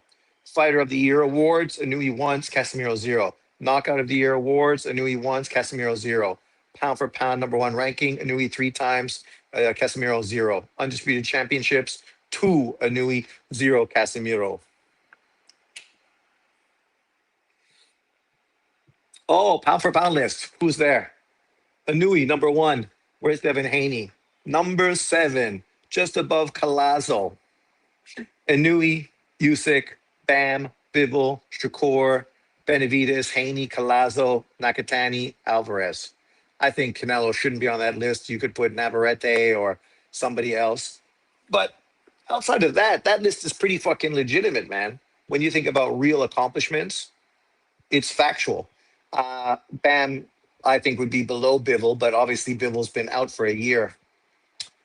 Caden Griffin, boxing fans are already tearing down that young white boxer who is running over the competition. Really? Yeah, but Lily just doesn't like wearing costumes. Roxy liked costumes. She likes wearing stuff. She always was like a princess running around with like a tiara and shit. Lily's like, get this shit fucking off of me. Lily is not into that shit, which is okay. No longer am I dating Carrie anymore. Carrie obviously bought that stuff for Roxy. I don't buy dog clothes for my dogs. Caden Griffin. Remember, they knew he should move from 118 to 135 to fight Tank moment. Kid Austin is a very tough fight for Tank. He is, but he's been in with low level competition in comparison, right? I think Tank Davis fucking blitzes him. Great fight. Roach Zapata, great fight. Like, man, as a boxing fan, you got to be happy with that. You know, here's a fight that nobody's going to talk about but UK fighters. Kakachi is fighting Elnor Sandoff. Sandoff is a highly rated fucking fighter in the division. He'll be a good competitor. And here, WBO likely to mandate Keyshawn Davis versus Devin Haney. They say likely to mandate. What about this list?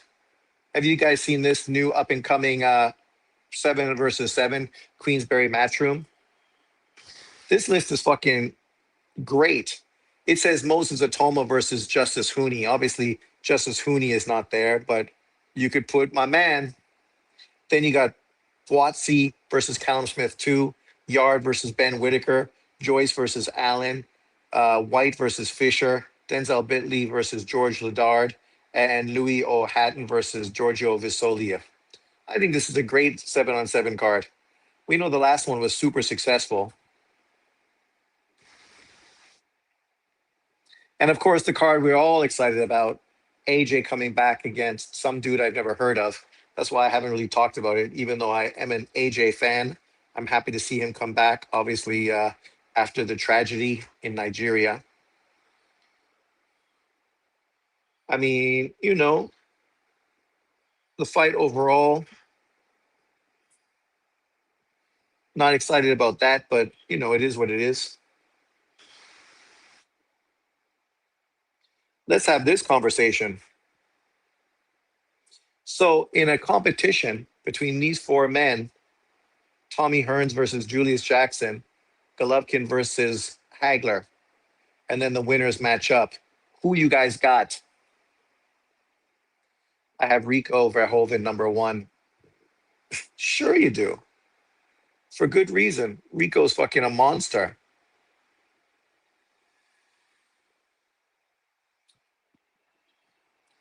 Julian Jackson versus Tommy Hearns would be a fucking unbelievable matchup.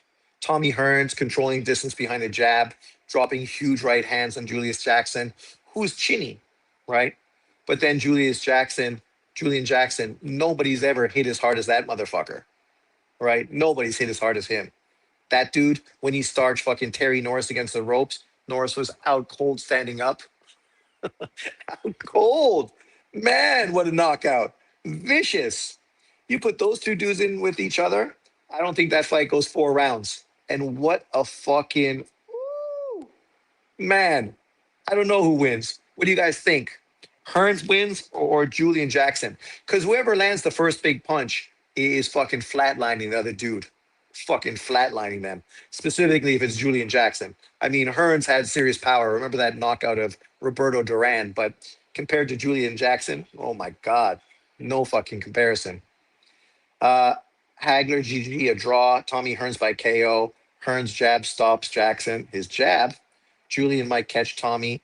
Hagler is a better boxer with the footwork and the speed advantage than GG, and both have great durability. Well, I don't think he's a better boxer. He's a southpaw. Golovkin's jab is world class jab. Hagler did not have the best footwork, right? He was a bit flat footed, could easily be fucking pulled into wars. But he did have a much longer reach, which is definitely an advantage. He's obviously a southpaw, which is a bit of advantage as well. And he's also tough as fucking nails. The guy's chin was great. So Golovkin Hagler fight, that shit is fucking great. We've seen Hagler in a war versus John the Beast Mugabe. The Beast Mugabe is nowhere close to fucking the technical fighter that Golovkin was. I mean, had no fucking technical advantages at all. Where are we? Twister the Quote, Sean. She clowning Thurman for losing to Funduro. Ah, God, nobody cares about that bitch. Speed advantage, Bobby. You've seen Hagler fight. GG versus Hagler is 50-50. It is 50-50. If Jackson can keep Hearns off and land, but I don't know. I see Hearns keeping JJ on his back foot. Yeah, well, that's the thing. If Julian Jackson can cut off the ring, get Tommy Hearns against the ropes, and fucking open up on him, Tommy Hearns is gonna fucking be flatlined fucking against the ropes like Terry Norris. But if Hearns can fucking move, keep that jab there, and drop fucking big right hand bombs on Julian Jackson potentially is gonna fucking end up face down fucking on the ring as well. That's why it's a great fucking matchup, right? And then let's say Tommy Hearns wins. You got Hagler. We already know what kind of fight they have. What about Tommy Hearns versus Golovkin? I think for that fight, that's a very good matchup for Tommy Hearns. I think Hearns is a better, Hagler is a better matchup for Golovkin. Stylistically, I think Golovkin do better against Hagler than he would versus Hearns. Hearns' length, his foot movement, his jab. I don't think he knocks out Golovkin, but I think that right hand fucking rips Golovkin's face open, and the fight ends up being stopped on cuts. Right? I definitely think Hearns beats Golovkin. The Hagler Golovkin fight, I think, is real close fight that goes the distance. Potentially, someone wins by split decision. And Julian Jackson, I think Golovkin fucking knocks out Julian Jackson in 5 rounds of super excitement, back and forth fights. Bobby wasn't a speed guy. The thing is, Hearns can be knocked out, uh, but at his best, he smokes him. I think Hagler has speed advantage. Well, a bit of a speed advantage, but Hagler speed wasn't his main thing. It was the fact that he's a switch hitter, mostly a southpaw, but could go both ways. Obviously, had a granite chin and great power. Had a very good reach advantage over the majority of fighters he faced. Like, let's just check it out. Marvin Hagler. See, you can't dismiss reach advantage because if guys can't get inside your fucking jab, it's hard for them to beat you.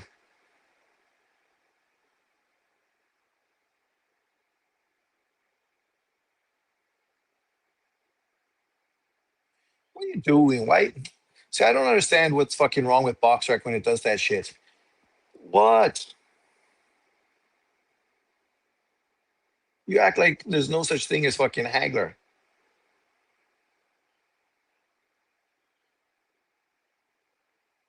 Ah, fuck, I hate BoxRec.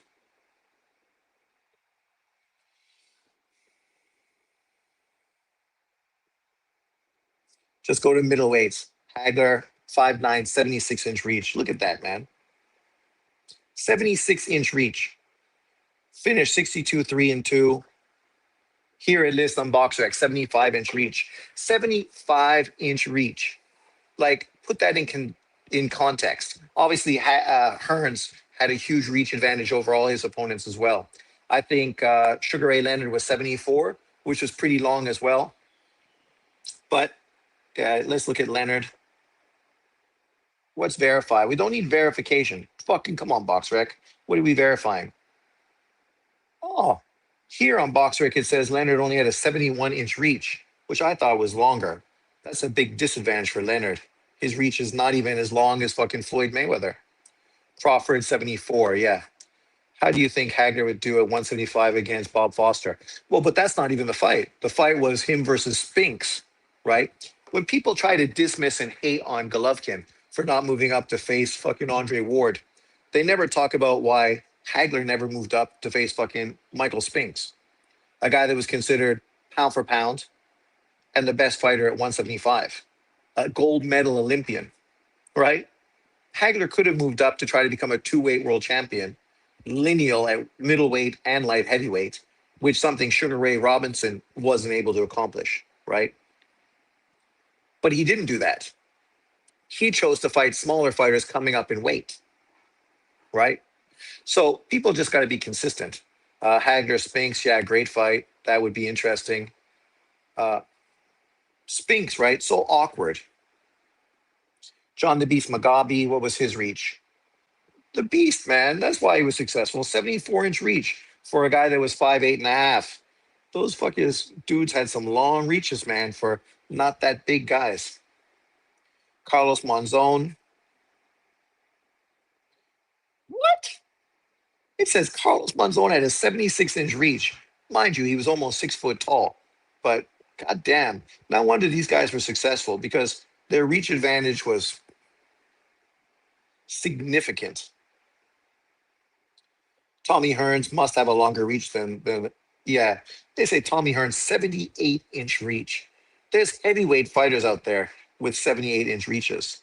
You wonder why it was so hard to fight him. why Leonard struggled in every single fight with him. If Leonard's reach was 71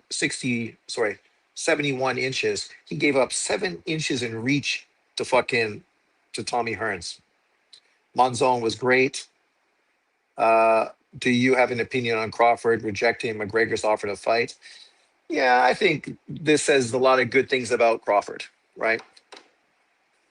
He's not just in it for money, because if he was, he would come back and rematch Canelo Alvarez for $100 million. He could fight McGregor, make easily 50 million, probably more, right? Easy money, easy money. I mean, it might be better that he did do it, but at the same time, you got to give him credit because he's like, yeah, I'm done. I retired. I got lots of cash. I've managed it very well. I'm not going to fall into the same situation Floyd Mayweather did. So I'm going to hang out with my family and enjoy my life. So good on him. Mustafa Hamsho, what was his reach? 75-inch reach. See, back then, man, these dudes, you could see why they became boxers. They all had fucking long reaches, right? Which was always an advantage. Roldan, what was his reach? Doesn't list his reach.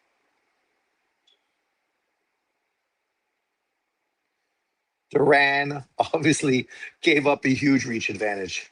Duran had 66-inch reach, gave up almost a foot to Hagler in reach. So the fact that Hagler wasn't able to be more dominant versus Duran shows you how great Duran was.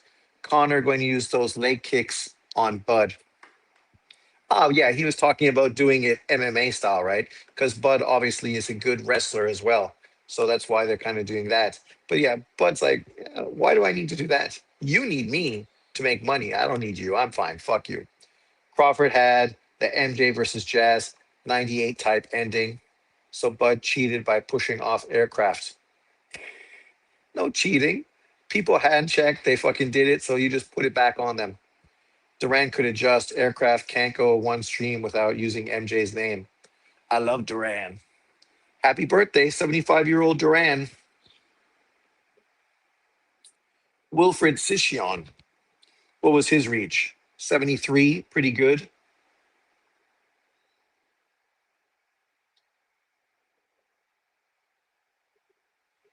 Fujilomadulas. 72-inch reach. Tony Simpson, white English guy, his reach must be short. 68 and a half. Yeah. Just like Buchanan. Let's go back and look at Buchanan's reach. I bet it wasn't long at all. Where's Buchanan?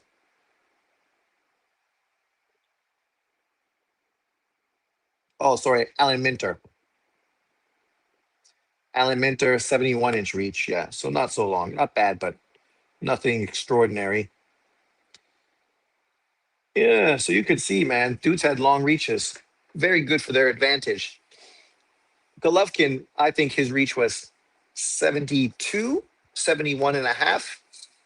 Scottie Pippen had to teach MJ hero ball. Doesn't win games. Follow me. I'll show you team basketball. Some fans. MJ came from North Carolina, right? The ultimate team school where he won a fucking title in his first year, right? So I think, people need to be real. MJ just didn't have faith in the people on his team because he didn't have great players on his teams. So he felt he needed to shoot because unfortunately, if you relied on them, you just wouldn't win. Some fans got prime tank beating Duran. Yeah, race fans and PBC fans. Tank Davis is never going to be considered an all-time great the way Roberto Duran is. Bobby cut it out. MJ following Scotty. Imagine that. Exactly. And what did Scotty do without MJ? Didn't win. Actually choked at the end. It's cool to like Scotty. Scotty's a perfect role player, the perfect team player, like Dennis Rodman. That's why when you put Dennis Rodman and Pippen and Ron Harper on a team with MJ, with Luke Longley, they win and dominate. Not that Ron Harper won in Cleveland, because he didn't. When he was the primary scorer, averaging 20 points, rookie of the year, couldn't win. Luke Longley, come on. Not even one of the top 10 centers in the NBA at that time. Pippen, He gets tons of accolades, but that's because he won 6 world titles with MJ. Second division fucking player, fucking drafted low, you know, made the best of his skill set. Luckily, because all he had to do was be the perfect role player, team player, right? And then Rodman was a winner because Rodman did everything he needed to do: set picks, work like a dog, rebound, played great defense, right? You put those perfect players around MJ, and now you got a team, because people know their role. MJ knew his role too, which was to fucking score 30 points a game and fucking carry you through the fourth quarter and hit the game winning shots, which he did. Ron Harper in Cleveland was nice. I loved Ron Harper. I was a big fan of Harper. So when he joined MJ, I was like, nice. Angel Reese or Sydney Sweeney. Oh my God, come on. Fucking one looks like the character from Ice Age. The other one, we've already seen her naked in fucking that TV show a bunch of times. Huge tits on her. I don't think, like, I would rather take the other girl from that show, Spider-Man's girlfriend. But I prefer brunettes and thinner girls with darker complexions. So Sydney Sweeney wouldn't be my main choice. It'd be fucking what's her face? Who's that girl? Tom Holland's wife, girlfriend. I pick her every day. Zendaya. So I'd pick Zendaya over Sydney Sweeney every day of the week. But if I had to pick between Angel Reese and Sydney Sweeney, oh fuck, I'd take Sydney Sweeney. I bet her pussy looks nice, bet it tastes good. She's got some big balloons to fucking rest on. And she showed you on a TV show that she don't mind sucking cock. So I'm sure fucking real life, she loves it even more. So, you know, but Angel Reese, outside of having long legs, man, that girl, nothing sexy about her. Fake this, fake that, fake hair, fake eyelashes, tons of makeup. Oh, man. Literally, I wouldn't fuck her if she threw herself at me. And now I'm fucking not in a position to pick and choose. But I still wouldn't fuck her and go near her. Who would want to listen to her fucking talk? Ah. But I also wouldn't fuck Caitlin Clark. No bueno. Robert Big Shot Horry is the definition of a role player. Exactly. You could have put Robert Horry instead of Scottie Pippen on Chicago, and they still would have won titles. Because Horry, like Pippen, was the perfect fucking team player. Angel Reese, quickest to 1,000 rebounds of all time. Le Bounds, Me Bounds is what they call them. Angel Reese or Caitlin Clark? Neither. Neither. Neither. Neither. Caitlin Clark looks like a foot. I don't know if she looks like a foot. She's a great player, but she's definitely not the kind of girl I'm attracted to. I prefer that girl that played for France, that played for Seattle, and now is on a different team. Uh, Swamp Donkeys. Yeah. Who's the girl? I can't remember her name. I think she's American, but she played in France and she represented France in the Olympics. She's a light-skinned sister. She's real fucking nice looking. Real nice looking. Ah, fuck. Talk about a beast. Like OnlyFans. That's an OnlyFans channel I would not subscribe to. Hot. Oh my God. Not. If you're attracted to Ace Ventura, Detective, I love Japanese women. Me too. Asian women.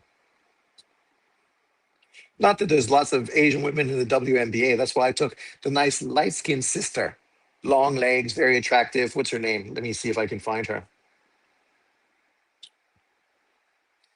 I can't fucking believe I can't even remember her last name. Yeah, I'm picky. That's why I'm still fucking not married.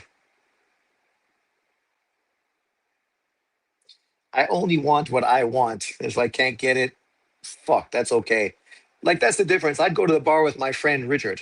Richard always went home with a bird because literally he like hit on this girl, hit on this girl, hit on this girl, hit on this girl, hit on this girl, found out which one was vulnerable, kept hitting on other girls, but kept that one in his pocket. And the end of the night, fucking hit on her, took her home. So his success rate was very high.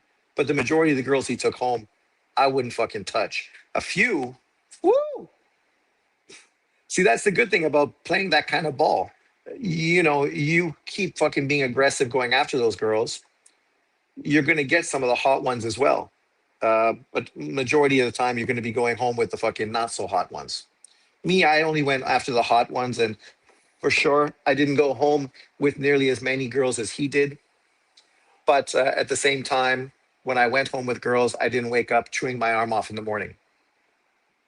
Reese isn't pretty, but see, she's sexually attractive. Oh man, you ever listen to that bitch talk? No way. Japanese women are crying out for some Western penis. White men have money to uh, get them a green card. Get who green card? Japanese girls. Japanese girls don't need fucking green cards. They're not fucking third world fucking country, fucking Filipino Indonesians. They're fucking from Japan. Japan is a better country than 99% of the countries in the world to live. Clean, super safe, convenient as fuck.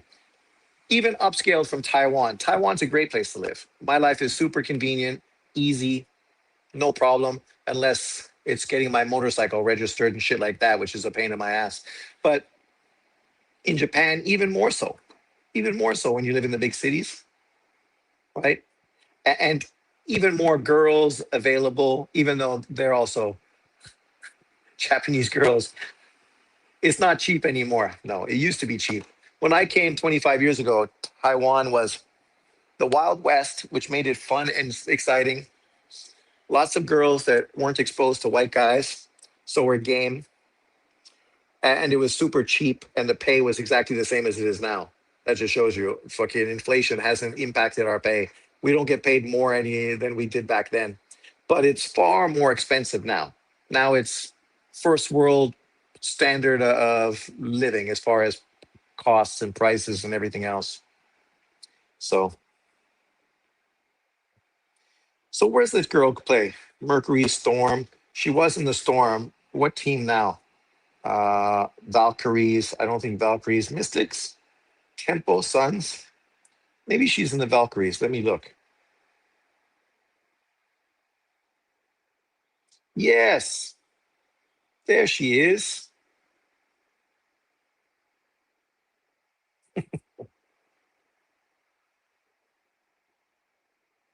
Gabby Williams. That's not the best picture of Gabby Williams, but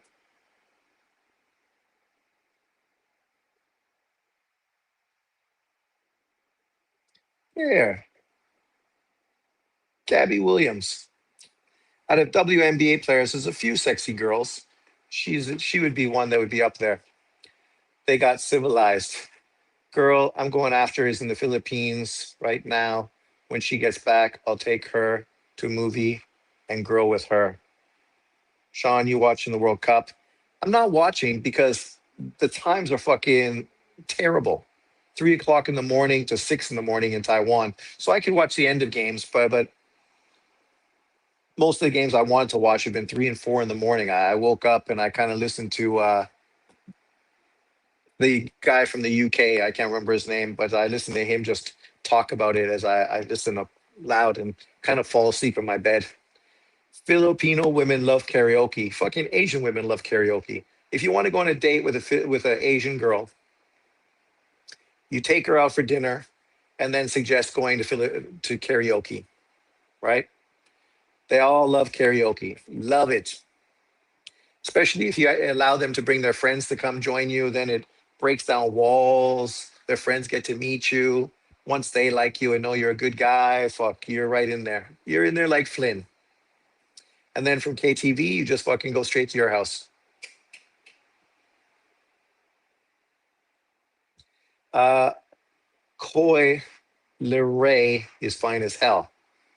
That's a WNBA player? Who's that? Coy.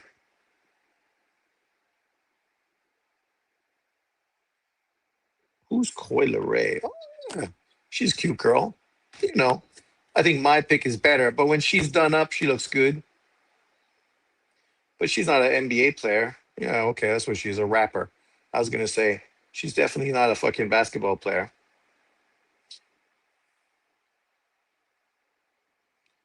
She looked good with makeup and her hair all done, but then, like lots of those sisters, when you take it off, then they look a little masculine, right? Not dainty and cute like the Asian girls, who even without makeup still look adorable. Those girls are nice when they're all dressed up. Now you just listing porn stars, Hollow Ninja. Benzino's daughter. Is that Benzino's daughter? I've heard Benzino's name, but I don't know who he is. Is America doing good? America's doing great. As an American, you should be all over fucking rah, rah, rah, USA. States looks excellent. They're fucking dominating so far. They haven't played any real tough games, but so far, stellar, stellar. Canada won a game, drew a game, so we're fucking moving through to the next group as well, which is great for us. Even though our best player, one of our best players, had a compound fracture of his leg in a terrible tackle from yeah, crazy ass fucking players. They're not AV, only gravure. Okay. When you take off the makeup, Michelle Obama appears. Uh, with makeup, she looks masculine. Without makeup, she looks masculine. Yeah, she's far more masculine than her husband's, right? In physique and looks. That's just true. She just looks far more masculine than Obama. She's bigger across the shoulders. I mean, God, you see her brother, who's like a gay guy who puts the makeup on heavy.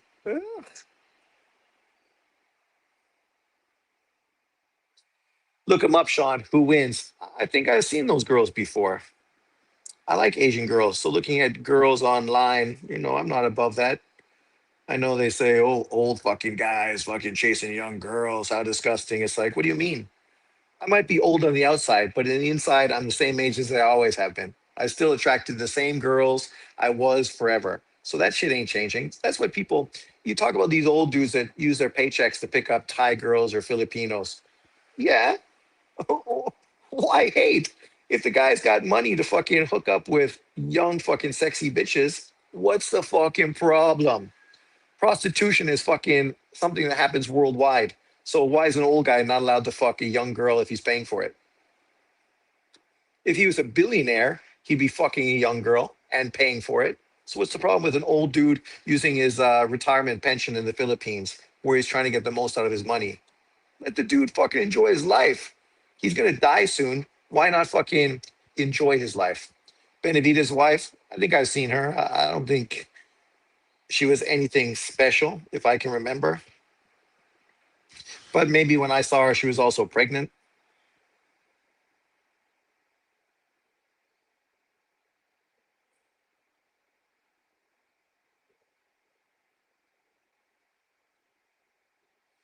37? Man, you're making me chase old ladies online. What are you doing? Who's this old woman?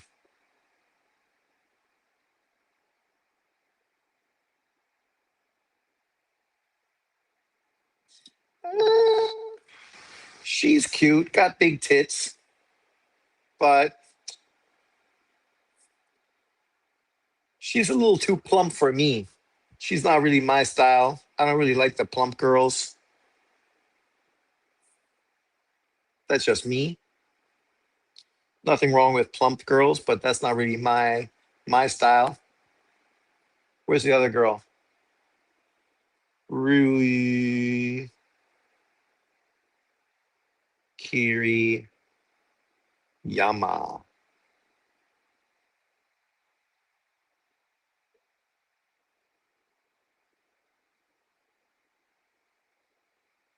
She is a porn star. What are you talking about? She's in X videos. What are you talking about? See the one off the Filipina. Yeah, you like girls, small Asian girls with big tits, eh? We know your style, Hall Ninja. He likes the small Asian girl with big titties. Tig bitties. That's what he likes. You should chase after Indonesian girls. Indonesian girls, in my experience, traveling through Asia,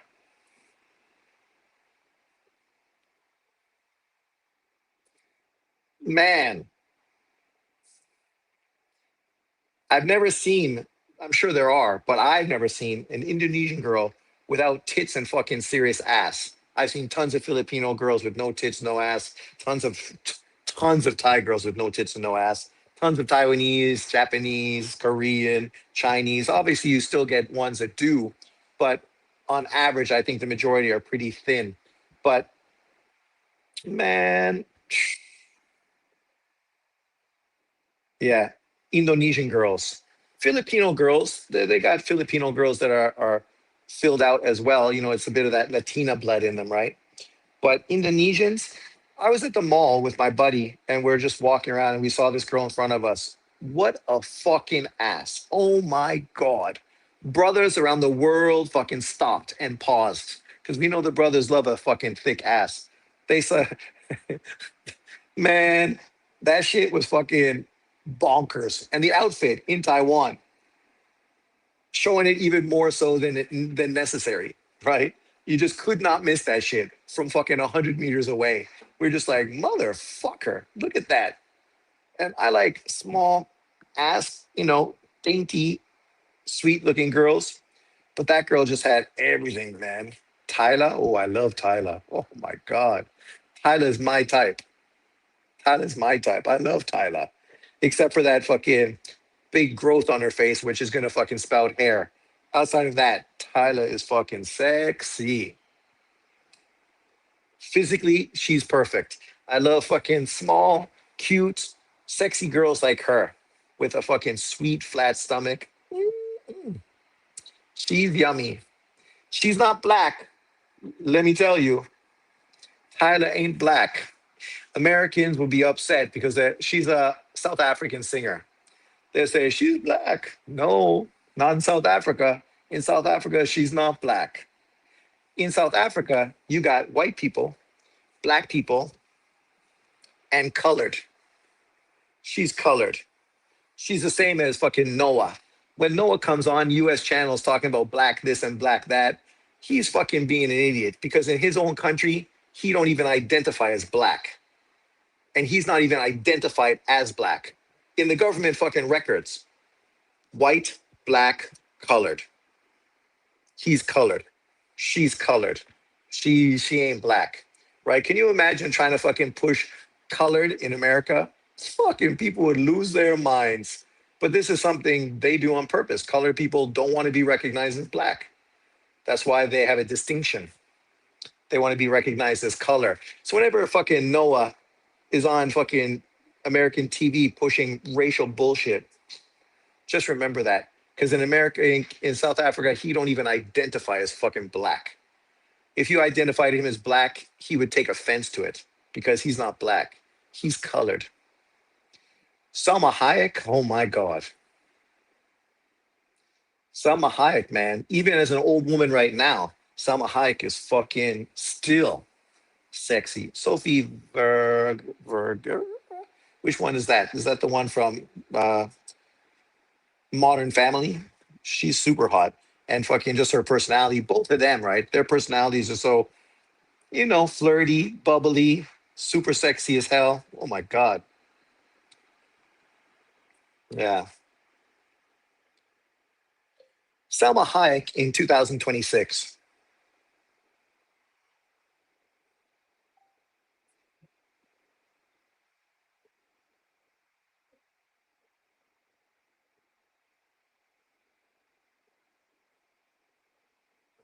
I mean, I know you can't see everything perfect, but Selma Hayek right now, I think she's like 50, 59 years old. She's older than me. Oh my God. I don't chase older women, but I would totally fucking throw it to her. Candace Owens. Oh, I love Candace Owens. Candace Owens is beautiful. Even though recently she's looking a little too skinny, a little too gaunt, right? If she looks that skinny on TV, if you saw her in real life, you'd think she's fucking a little anorexic. But compared to her sister, she's fucking way, way hot. Christy Nome, she's okay, right? For a politician.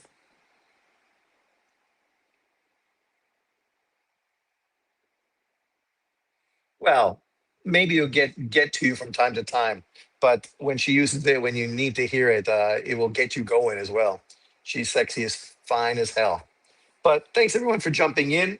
I'm gonna go buy a coffee and feed the dog and drop the kids off at the pool.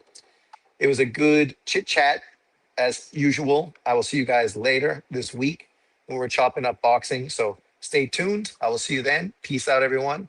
Have a good weekend. And Americans, watch the US American World Cup team. Great team. Great team. Potentially, you guys can really make an impact. Like, because think about it, home court advantage, right? Potentially could be a big thing, but well worth watching. The States looks excellent. US